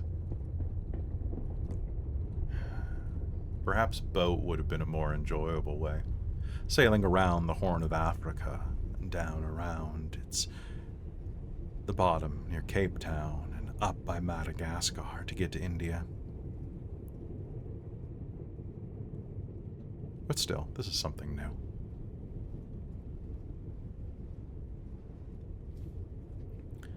A bit of time will pass. Is anyone going and doing anything? You going and having breakfast or late lunch? Oh yeah, I guess it's like lunchtime. Yeah, Darcie's definitely gonna kind of see if Chas wants to go get food and then like go next door to where the other two are and try and see if anyone wants food and to maybe explore the cars a little bit. Absolutely. So the observation car is up in front of you on the other side of the luxury suites. You're in the first class suites. And then the Exeter restaurant is further back in the train. So would you rather go to the observation deck or would you rather go grab some food? Darcie herself is going to go to the observation deck first before getting food. I'm assuming we had breakfast at the hotel. Yes. Or at least something quick. You would have had something for sure. So, if Darcie comes over to the other room and asks if Joseph or if either of them want to go somewhere, Josephine will just be like, "Wait, we can leave the car?" Yeah, of course. Yeah, we can go. I think pretty much anywhere on this train as long as we're not employees, especially since we have first class. Am I correct in that thought, Kelly? That for You're first class we can go anywhere we want, wherever. Yep. It's like a freaking airplane. It's like a freaking airplane. Yeah, you're allowed behind the curtain. We're behind the curtains, folks. The forbidden curtain. Yeah, we can go anywhere that like civilians can go. We can't. I don't think we can go necessarily to the employee only area, but yeah, no, we have full access of the train. I'm gonna go to the observation deck, I think. There's an observation deck? Let's go. She's so excited. Yeah. Darcie's very excited too. We'll run off towards the observation. We're going to the observation cart if any of you want to join us. Yeah, I'm coming. Shouts to Chas. I think Evelyn will go with them. Okay. Now, We'll set traveling. Marrow Taster to guarding the room, or at least making note if anybody comes in that's not one of us four. I will That crawl face is fucking inside of creepy, them. Kelly. I will crawl inside of their orifices and eat my way out and nest with the remains. That's disgusting, but potentially Effective. effective. Yes, mistress, master. Unless they're like rifling our things, maybe try and stay like unseen initially. And if it's staff,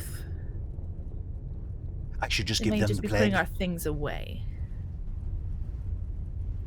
Should give a huge list of qualifications of why when it's not weird and creepy and when it is weird and creepy, and he should act.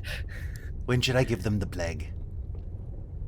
I suppose if they steal stuff. Understood. Yes.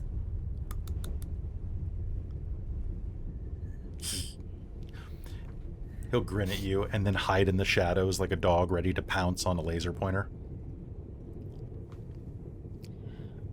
Plague.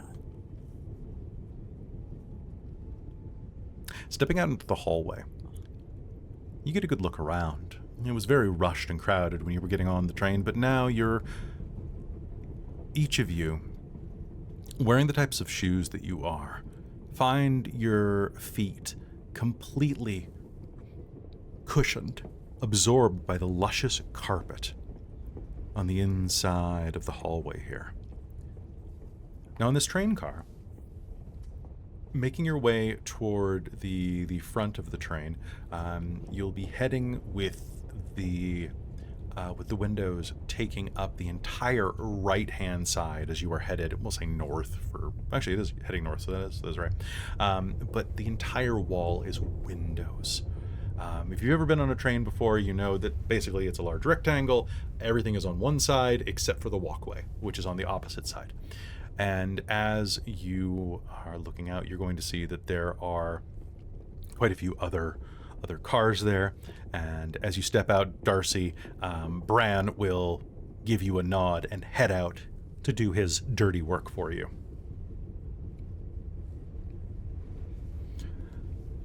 Now, making your way up, you can see that the direction that you're facing right now, Josephine, you are not going to be able to see the ocean from this angle anymore, looking out to the east as you are, but you are going to see that there is an innumerable amount of different environs, desert, and so on out the side of the outskirts of Cairo. You can even still see some of the pyramids from the angle that you're moving at now. Shame we didn't really get to enjoy the pyramids.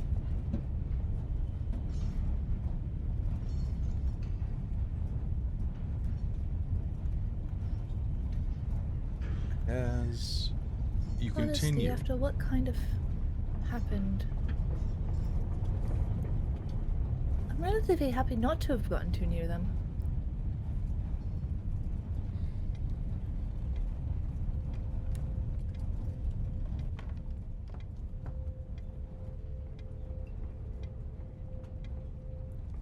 who's going into the next car first?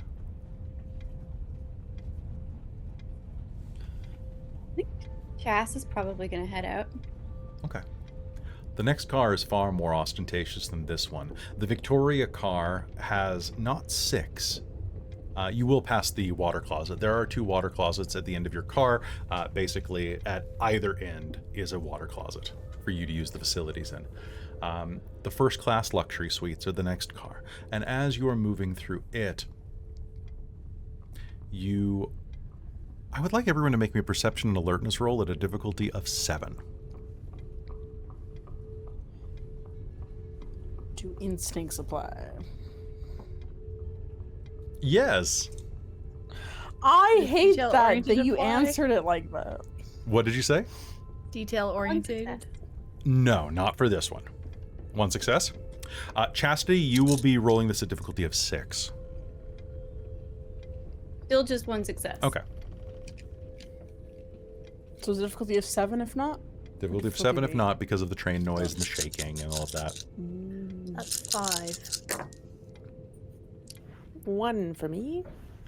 Stupid 1, taking away my 10. Oh, I'm sorry. So, 2. 2.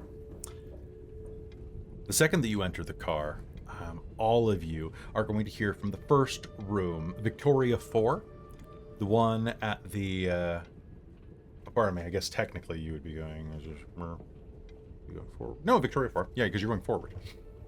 Train logic. You are going to hear the sound of a thick wooden headboard rapidly and aggressively slamming against the fresh wooden construction of the inside of the train. Chastity, you immediately recognize what that is. Josephine, it does take you a minute to clue in, and Darcie, your instincts kick in as you know what that is. Evelyn, you are going to be able to hear every part of this as you hear the sound of what can only be honeymoon rutting.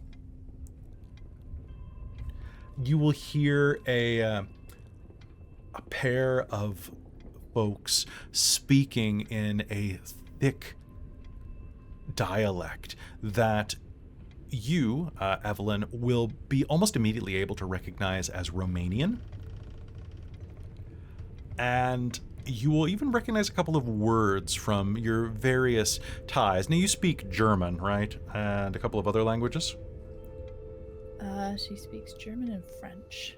So you will get a little touch of this. Romanian's fairly distinct from German, but you're getting a couple of things, a couple of names repeated at volume over and over.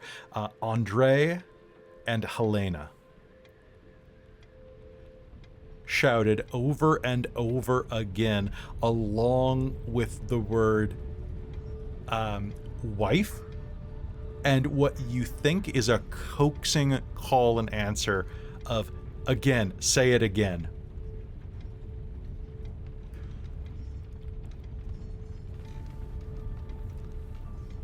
Whatever they're doing... She's just gonna move quickly. Okay. Apparently they're good at it. The next one, for those of you who are kind of rushing along, the door is going to open, and you'll almost be bumped into by a very scrawny, washed out looking British man. He's probably in his pushing 70. Looks very haggard, very annoyed, with a long hooked nose, and he kind of will glance. Pardon me? Some people, am I right? Such impropriety.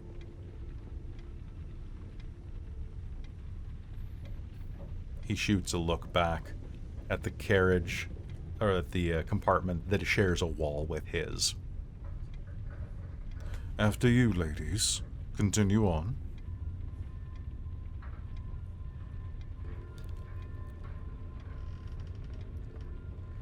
Door number 2 opens, and a rotund woman, a soft woman in retirement age will open the door to an incredibly well-appointed suite and will look out. She kind of looks like Angela Lansbury, if you remember what she looks like, but with a bit of a tan, and will look back at you and say, "Actually, I think it's quite charming.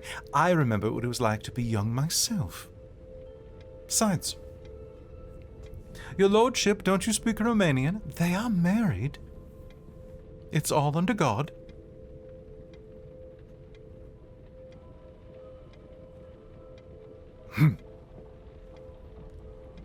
Do you push past them, or do you engage with the conversation that these two old people are having between the doors? Evelyn is going to slip by them carefully. And just, oh, excuse me. Oh, yes, of course, my dear. And just Darcy, not as well, this get isn't- involved in this conversation. Yep. Not their place. I don't think Josephine necessarily cares, or it's just like, here, observation deck, one track mind. All right, one track mind, pushing into the observation deck. The door is going to slide open as you move past the final car, or final room of the Victoria car, and into the Britannia.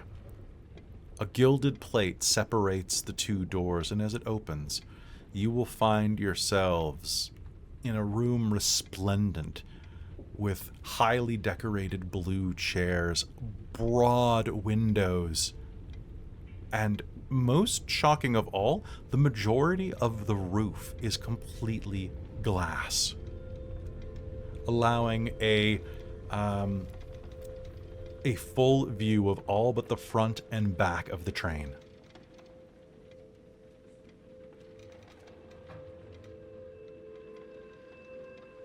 Wow.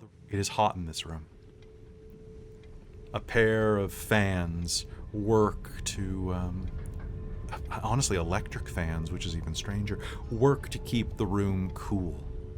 There are several people inside of here already, observing, keeping an eye on the outside, and enjoying themselves. But although this room can handle probably about 24 people, there is not terribly many seats taken. Overall, there's only about 8 people here. Just kind of looking around, keeping an eye on things. A man in a brown suit sits by the front reading a newspaper that, flipping through it. idly. He doesn't actually seem like he's paying attention to it, more that he's trying to separate his mind from wherever it might be.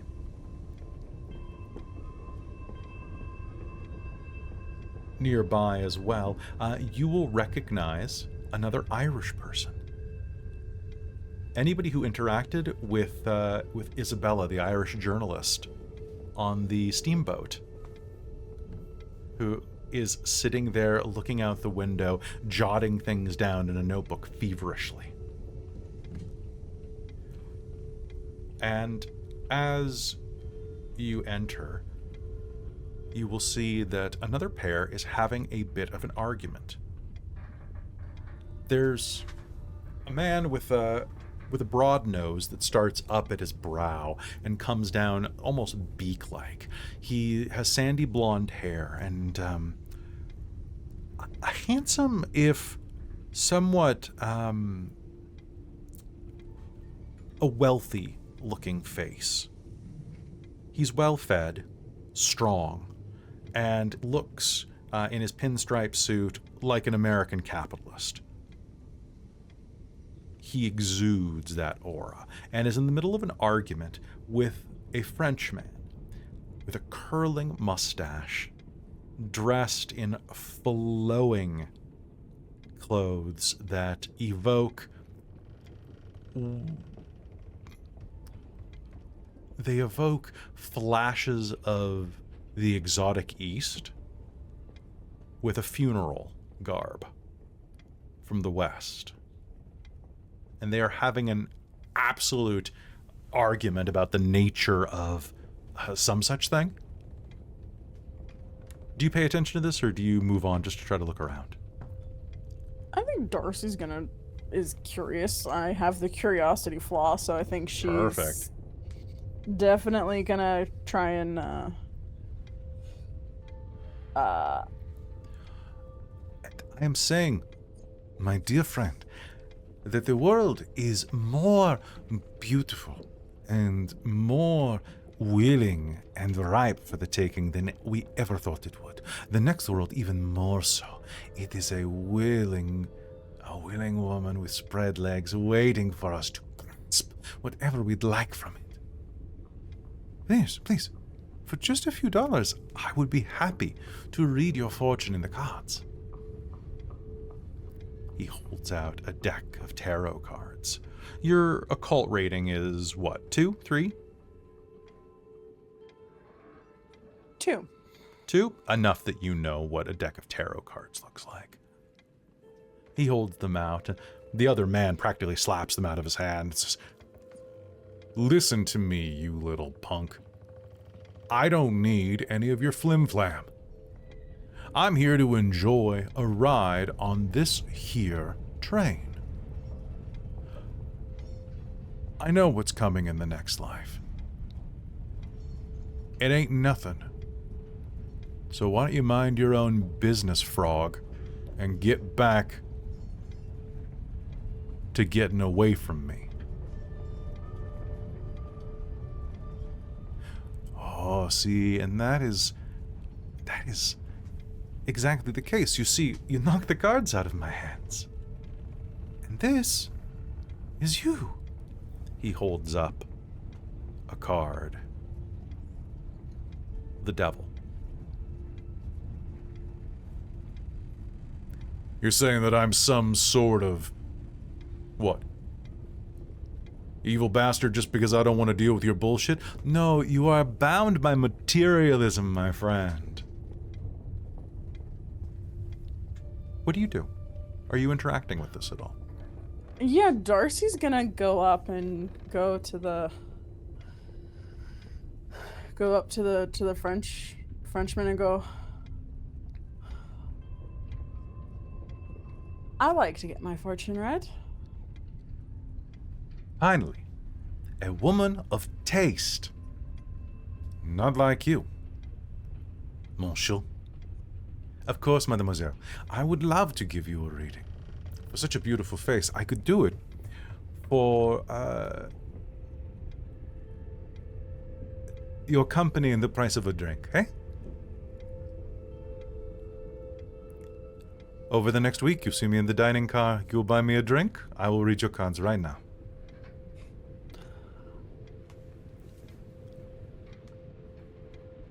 I think that is an acceptable drink. But we'll stay off of the top shelf. Oui? Just no gin. It gives me it gives me heart palpitations.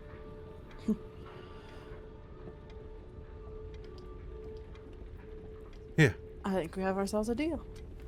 I am Armand Levesque. I am a medium and spiritualist, here to study abroad. Originally from Perry, and all parts west. And this is a deck of cards that channel spiritual energy. They've been in my family for nearly 100 years, so please treat them with more respect than... I'm sorry, what was your name, sir?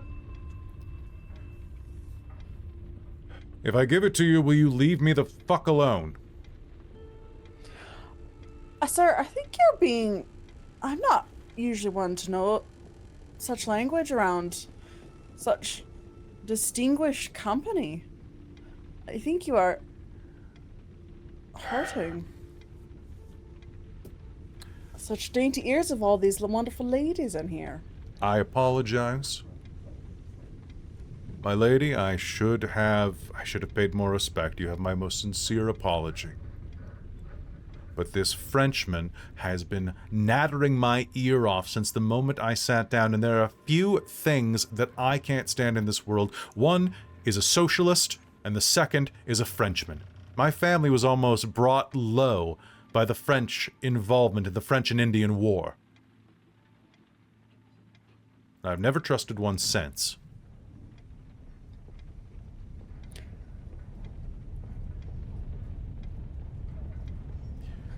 Still. Maybe it's American, but generally I don't grow up treating a whole people with disrespect. Just everyone's different. A polite no probably would have sufficed.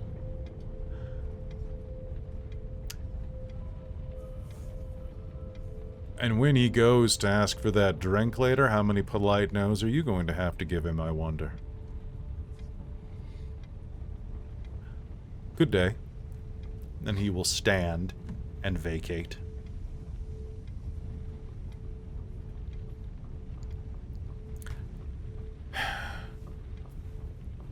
What do you expect? Someone with that much money. They tend to be very rude. Me? My family makes their living honestly. Speaking of which, please, sit. Your friends could sit as well. Mademoiselle, please. Take these cards, mix them up however you'd like, just gentle. And then what you will do is you're going to hand them back to me. However you feel is right. And while you're doing this, you need to think of a question. Please. So, as this is occurring, can I get... so you shuffle them up, and Christine, I see that you want to use spirit sights on the cards. Yep, perfect. I was really hoping you would, Christine. I would really like to see if something actually happens. Mm-hmm. Just scientific curiosity. Darcie's definitely curious to see, so she'll be very interested to see if Evelyn gets anything out of this.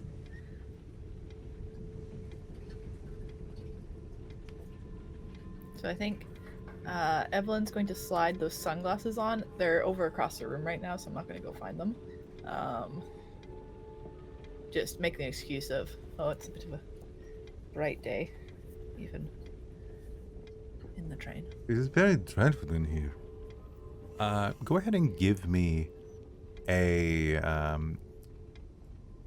give me an Ilott check at a difficulty of 3.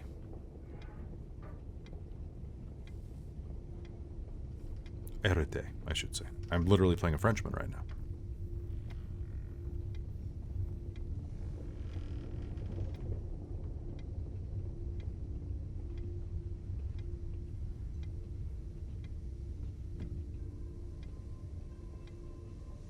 7 successes. Holy crap. Sorry, I exploded a 10 a few times. You said difficulty of like 3. That means that most of my rolls are succeeding. Okay, so here's the deal. You, now I need to know, are you using Spirit Sight or Ghost Sight? Are you looking for spirits or ghosts? Because you have entropy. Wait, entropy does what now? Entropy plus spirit equals ghosts. Entropy is more ghosts than spirit is.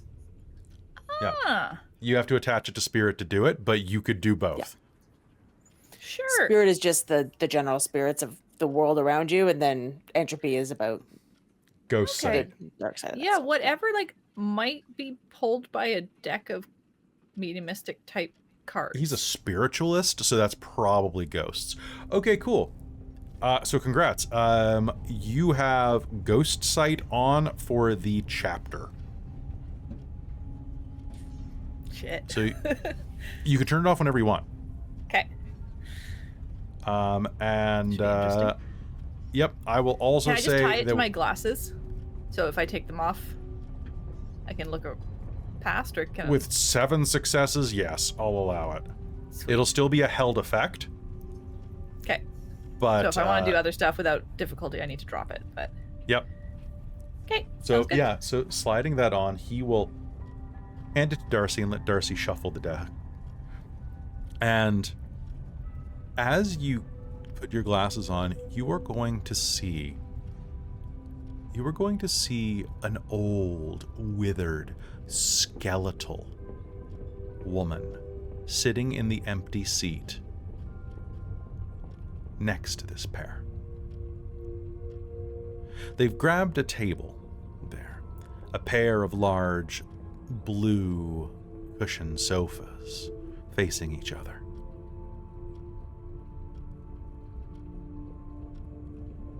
They shuffle.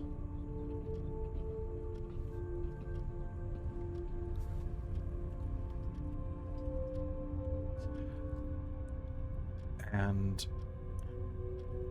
as Darcie shuffles it, the old woman, she looks rotted. You can see worms moving in and out of her spectral cheeks. Her teeth are crooked, like an old graveyard's headstones. She wears a funeral veil that is pushed back, and you can see that she died in a fire. Her skin is puckered and raw. She doesn't seem to notice you, at least. And as Darcie shuffles, the old woman stands up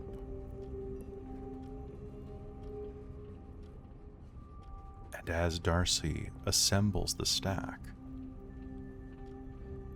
she sits down into Armand and vanishes, becoming a halo around him that you can see with your sight.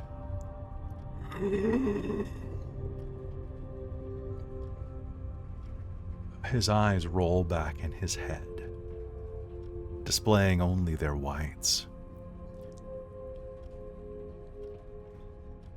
And he begins to mutter to himself in French. Anyone who speaks French, which is all of you at this point, are going to hear him say, in an old dialect of French, "The witch wants what the witch wants, does she not? Fear not. I will read this to you. We will use the spread of the bloody Celts to give you what you want."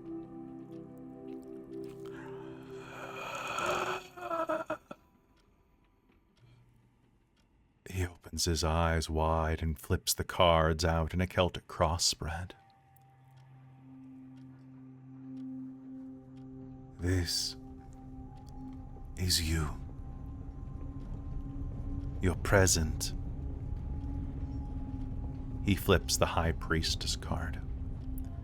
You stand at a crossroads of hidden knowledge and intuition. You are delving into deep mysteries, uncovering secrets that have been long buried. You must trust your instincts, your inner wisdom. Your challenge, the tower slaps down. Sudden dramatic upheaval, destruction, chaos, a shocking revelation, something you rely on, beliefs, alliances. Your foundations may be shattered. Another card, the Wheel of Fortune. The past, recent events have changed you. You have been led astray by fate, cycles, karmic forces. You experienced a turning point where luck or destiny brought you to this moment. Another card, the Magician.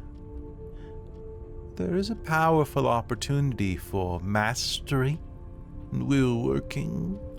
Seize control of your magic, of your destiny. Using all the tools at your disposal, you will test your ability to shape the world with your craft. Young witch.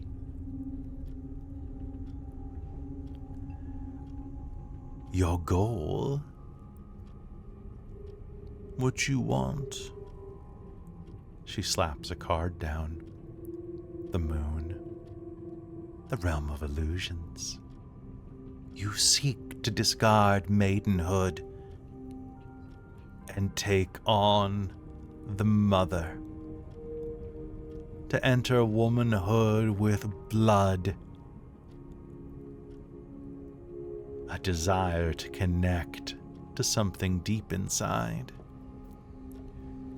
Your hidden influence. The Five of Swords. You fear betrayal. You fear loss. You fear... like if you win the battle, you will lose the war. That if you give something, you will lose something so much more pivotal. My advice to you... She slaps down another card. The Hierophant. Wisdom, tradition, ritual. A mentor? Find the old ways of magic. Walk the path and move forward.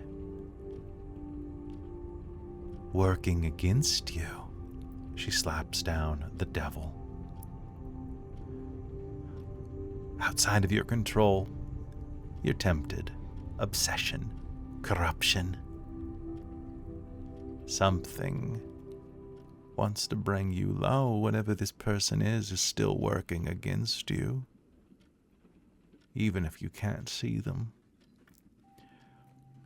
Your hopes and fears, she slaps down the Nine of Cups. You want to be fulfilled. You want to be content. You want to realize your dreams.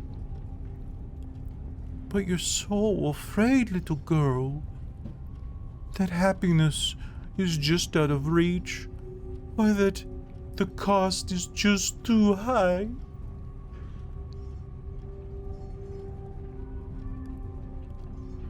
But what you will receive from this journey...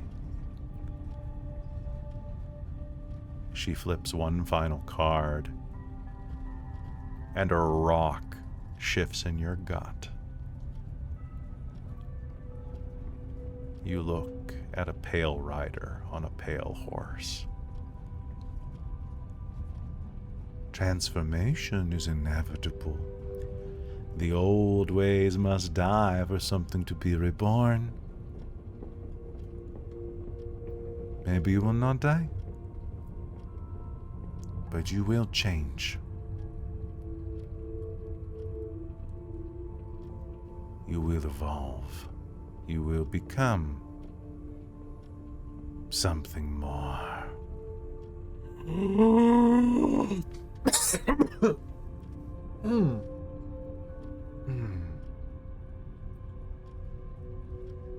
Just remember, I do not drink gin, he says, his eyes returning to their blue hue. Excuse me. Sometimes the cards, they take over me. Evelyn, you are going to see the woman shift out. Leave his form as he coughs. And hover around Darcie, looking at her, not with malice, but like an interesting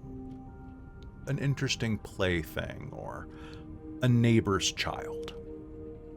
Something that you could play with and then give back to its mother.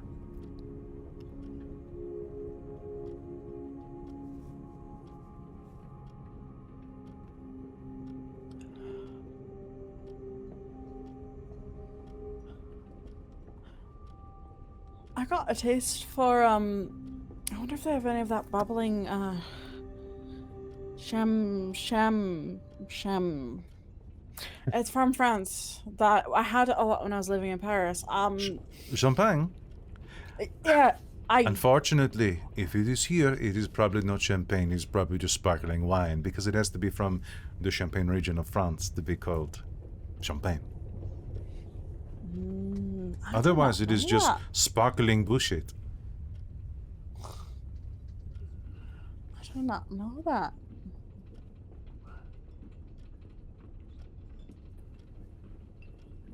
Didn't you try to kill on the way over as well, Darcie? Didn't I A wa- bottle with a worm in it. Oh, I do How'd have you like that one? Oh. Tequila. Yeah.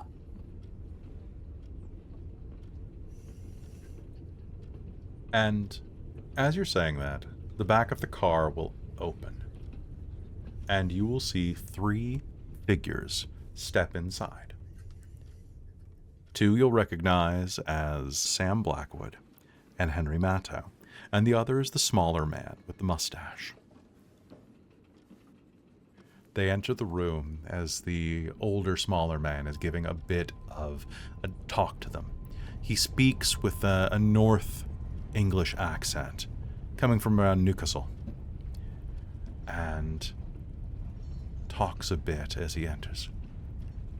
Now, I'm going to butcher a Newcastle accent because I've only ever known one guy from Newcastle, and he always made fun of me for saying Newcastle, so we're just going to wing it.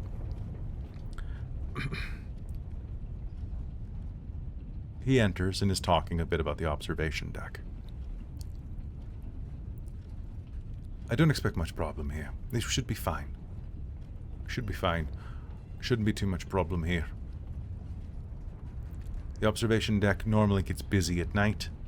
Some parts during the day, but it's a bit too warm right now. Maybe when we're up in the mountains it'll be a bit better. Hey. Are you paying attention? Hey. Samuel. Yes, sir. Yeah, I'm paying attention. Are you going to introduce me to your dames? Or not? I am with...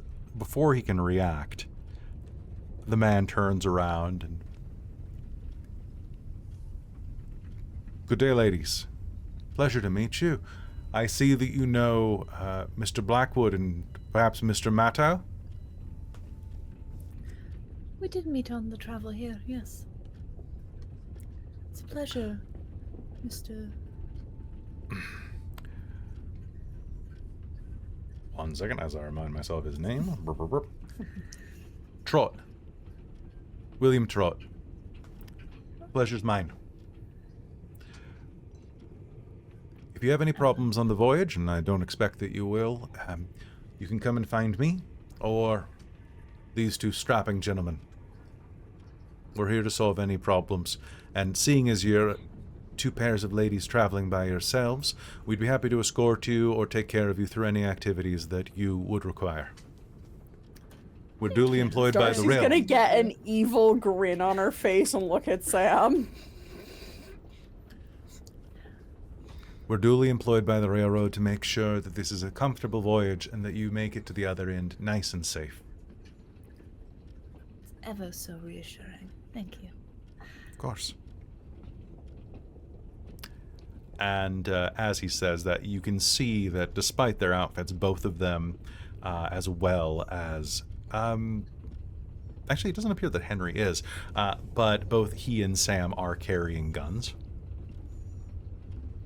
They're discreet on their hips, but they both are carrying at least one pistol. Can she notice if they've got any others hidden about? I'd like to see how good she is at noticing that sort of thing. Absolutely. You can make me a perception and give me perception and firearms.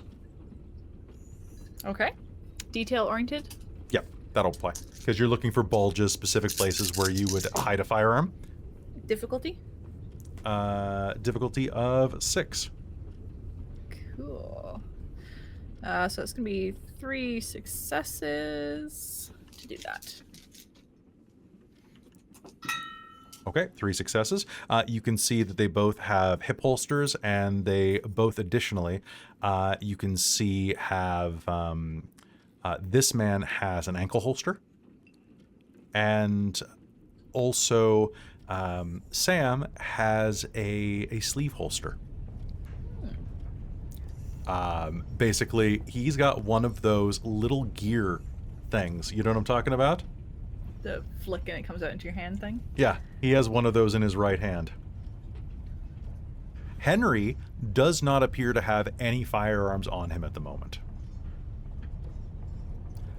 But you will see a very large bulge down one of his legs, if you're looking correctly, along the outer thigh.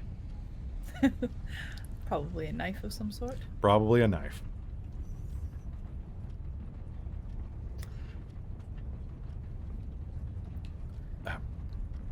Miss Taylor, Henry will say. Mr. Matto. It is good to see you again. Are you traveling in the sweet cart? Car? Yes, we're all in the Albert. It's quite lovely accommodations. I have something to give you later. Might I come by your room and drop it off? Certainly. Let's not be improprietous, Mr. Matto. I would not think in of the it. least. We've been having quite a few good conversations recently. I would, of She'll- course, stay in the hallway. She'll give the other fellow just like a completely like dead-faced like, how dare you suggest impropriety? Chastity's that she rolling would her be eyes. party to that. Just a quick reminder, we're here working for the railroad. Everything we do is professional only. Aye, gents? Yeah, Of course, obviously. they've been nothing but professional with us. They've seen to our comfort all the way here, even. They've been quite kind, going out of their way to help us.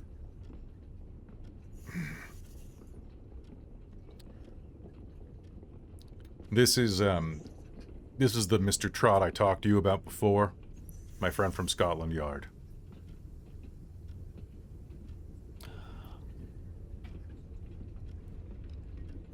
Oh, is he your supervisor? Captain? Lieutenant? He's my employer on this expedition, yeah. Sam will say. We've gotten into a few scrapes before. And Sam's always come out for the better.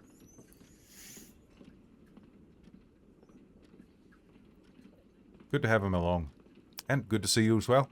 He said that there were some interesting women that he'd met up with, but I hadn't realized that you were such an eclectic bunch. From all corners of the civilized world. Apparently so. I would say Canadian for you. Ontario? By the accent. I haven't heard Very you close. speak yet, but given the way that you're dressed, I think that you're American. He looks up and down at you, Chastity. Can't really That's place it. Fairly evident. Ah, there we are. Lack of accent. Originally a bit of a tinge of... I would like to say Boston, but probably a bit outside. You speak like a New Yorker. And around. Aye.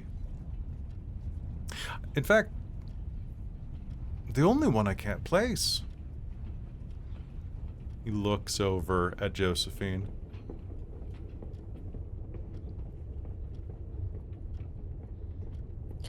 Josephine is staring intently out the window and has not paid attention to any of this. Wow. She has no idea what's going on. She's just fascinated by watching, like, literal sand just go past. I hope that you enjoy the rest of your trip. Now, if you'll excuse me, I've got to take these two gentlemen up to show them the tender room and the engine, just in case there's any troubles. You never know when there might be bandits on the way. Bandits? There ain't gonna be bandits, Darcie. Why not? Just- Your commander just said there was. Because if they show up, Darcie,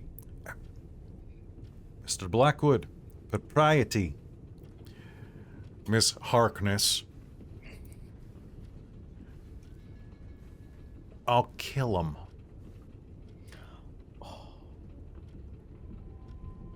Aren't you so brave and strong? Well, I ain't gonna do it for you. Alright, enough flirting. Now, children. Now, children, indeed.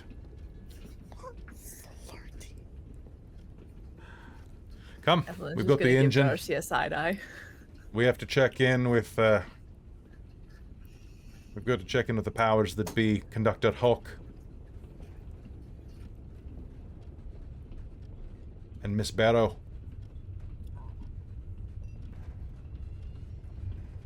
And with that, they will leave you there.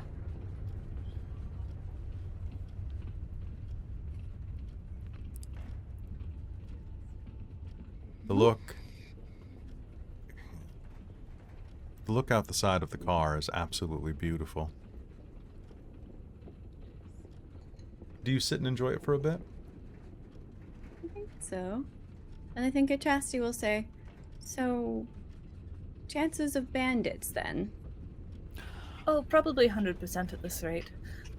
Yeah, we seem to just attract trouble. So, Well, it would give Sam an excellent chance to show off for you, Darcie. listen. Only showing off Sam is going to do is how pathetically he is bad at getting whooped by myself, as I will obviously get more bandits than he does. Of course. Yes, totally, definitely. So, It of might course, be rather we should make sure we're protected, but we should Yeah. probably be careful about what we show off. yeah. Is that water out there? Should just Water. be sand. In the distance there. Chastity will take a look at what Josephine's pointing at. You can see that there's a mirage in the distance, casting waves of undulating false water across the horizon. It does Oh. look like it, but That's a mirage. And she'll start going into technical detail of how those occur and what does it. And as you're doing that, the door will open behind you, and a pair of wealthy types are going to come in and just enjoy themselves, oohing and awing over the say- views. Quickly, while she's explaining, Darcie would have tried to quickly ask Evelyn if the tarot was legit, or if he was, Well, I don't know if the ghost was lying or not, but there certainly was one that took control of him. oh, okay, so he's actually was a medium. Of some sort. I don't know how accurate the tarot is, but there was medium mystic things. Nearby, you can hear the sound of the Frenchman sleeping, as he's fallen asleep from the exertion of the reading in a nearby chair. I think I may want to spend some time today just figuring out what to do if we do get attacked by bandits, because... Yeah. I should probably tune up my umbrella, you're right.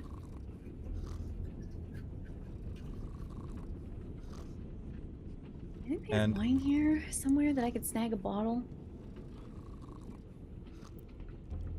You know, the blood of Christ and all that. Could be useful. The 10th car is the bar. Yeah, there's the bar car. That is, I think, between first and second class. Well, I know where I'm going.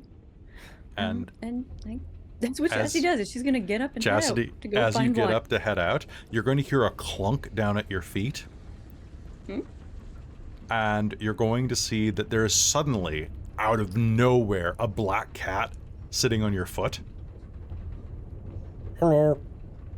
He says with something in his mouth. What's that? He spits it down on your foot. Is it Oh, brown? Darcie. Oh. It's a rectangle, like a leather wallet. Why did you feel the need to... Darcie, here's something for you. You're closer to her. Yeah, Besides- she'll pick it up and we'll bring it over. It's a folding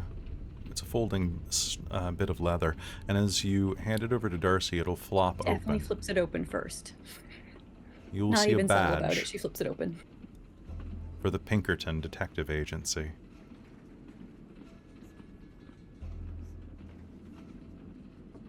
Detectives. The name attached to the badge is Fitzpatrick. And is there a reason we have a Fitzpatrick's wallet or badge or whatever? I found it in his room.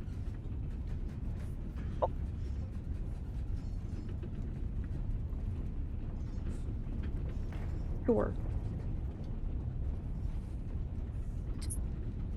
I don't know anything about this. Here you go. She'll pass it off. Just kind of think about that and keep that information. Whose room, Brown? My Irish friend that came and talked to me before we got on the train. I definitely got... He seemed nice, but there was something that was not quite right. And when he turned away, I noticed he looked like he was concealing a gun on his back. If you think that's something, you should see his roommate. Was his roommate, man? Well, I don't know his name, but he smells like death. And Bran's gonna look up with a little bit of a caddish grin. And as he says that, I think that's where we're gonna call this session. Evelyn's just like, oh shit, oh shit, oh shit, oh shit. Yep. I mean, Yep. from that name, like there's something weird about it being a detective, but would Chastity have any reason to associate that name to... or the Anybody can go detective ahead one? and make me an One intelligence and investigation would work. So would intelligence and politics or intelligence and streetwise? Didn't some of the original... In the first book? That's what I was thinking. Didn't we originally get chased by them at some point? You got chased I by some thought so. agents. I Yeah, thought didn't there know was if it an was the same association people. with... The Pinkertons. I thought, Sure. yeah. Then give it to me at a difficulty 6. And sorry, what was the roll? It could be intelligence, investigation, intelligence streetwise, if it exists on Victorian. I can't remember if it does. does. Okay, do, cool. yeah, got it. Or intelligence and politics. Any of those 3. I will do investigation. Does my specialty of deductive apply? I'm going to say no, because you're not looking at specific clues. Okay. I'm using Josephine is still not paying attention because Streetwise. she botched. Streetwise. Oh, God. I'm just 3. Oh, A 3? 1 success. 1. Okay, 3, 1, and What was my difficulty? 6. I was doing streetwise. 6. Okay. That is 3 successes. Pinkertons were particularly gross individuals. They're known for union busting, and they will be further known for that in the future. They are sleazy agents that generally are assumed to have no morals about what they do. They get the job done regardless of who it hurts. They're shitheels. I don't want to say that to a man, but to a man, they are shitheels. And you also will remember that there is some bleed over. They are often employed by members of the Technocratic Union. Or are members of the Technocratic Union. With whatever is with him that smells like death? Potentially, yes. And as you are doing that, we cut back to Josephine for the final bit. And that's you're not paying attention to this. Because as you glance out the window into the desert, you can see storm clouds gathering on the horizon in the path of the tracks that you are hurtling down. A storm is coming, Josephine. A storm in the desert. And with that, we're going to call game there. We will be back in 2 weeks with another episode of Mage the Ascension, the Victorian Age, as we're finally on the damn train. And I'm trying to set this thing up as Orient Express as I can with all the different characters. So I hope they remain distinct enough for you. So we've got like a honeymooning couple, we've got an old lord, Ian McKellen, and an old lady, Angela Lansbury, rooming next to each other. We've got an Irish Pinkerton. We've got Dr. Milo Morvidius. We've got... I can't wait to show you the actual short names for each of these cars, by the way. Because I've got them grouped up. Like, Sam and Henry's is called the muscle car. Or the muscle cabin. Oh my Great. god. And so on. Whenever it's a paired up situation, they're called something. And there are some absolutely awesome things in mind. I really enjoyed this, Kelly.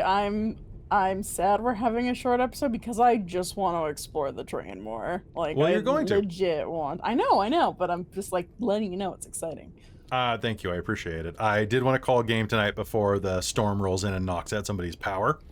But also just to give you a taste test. So folks, thank you so much for tuning in. If you like what we do here, head over to Patreon.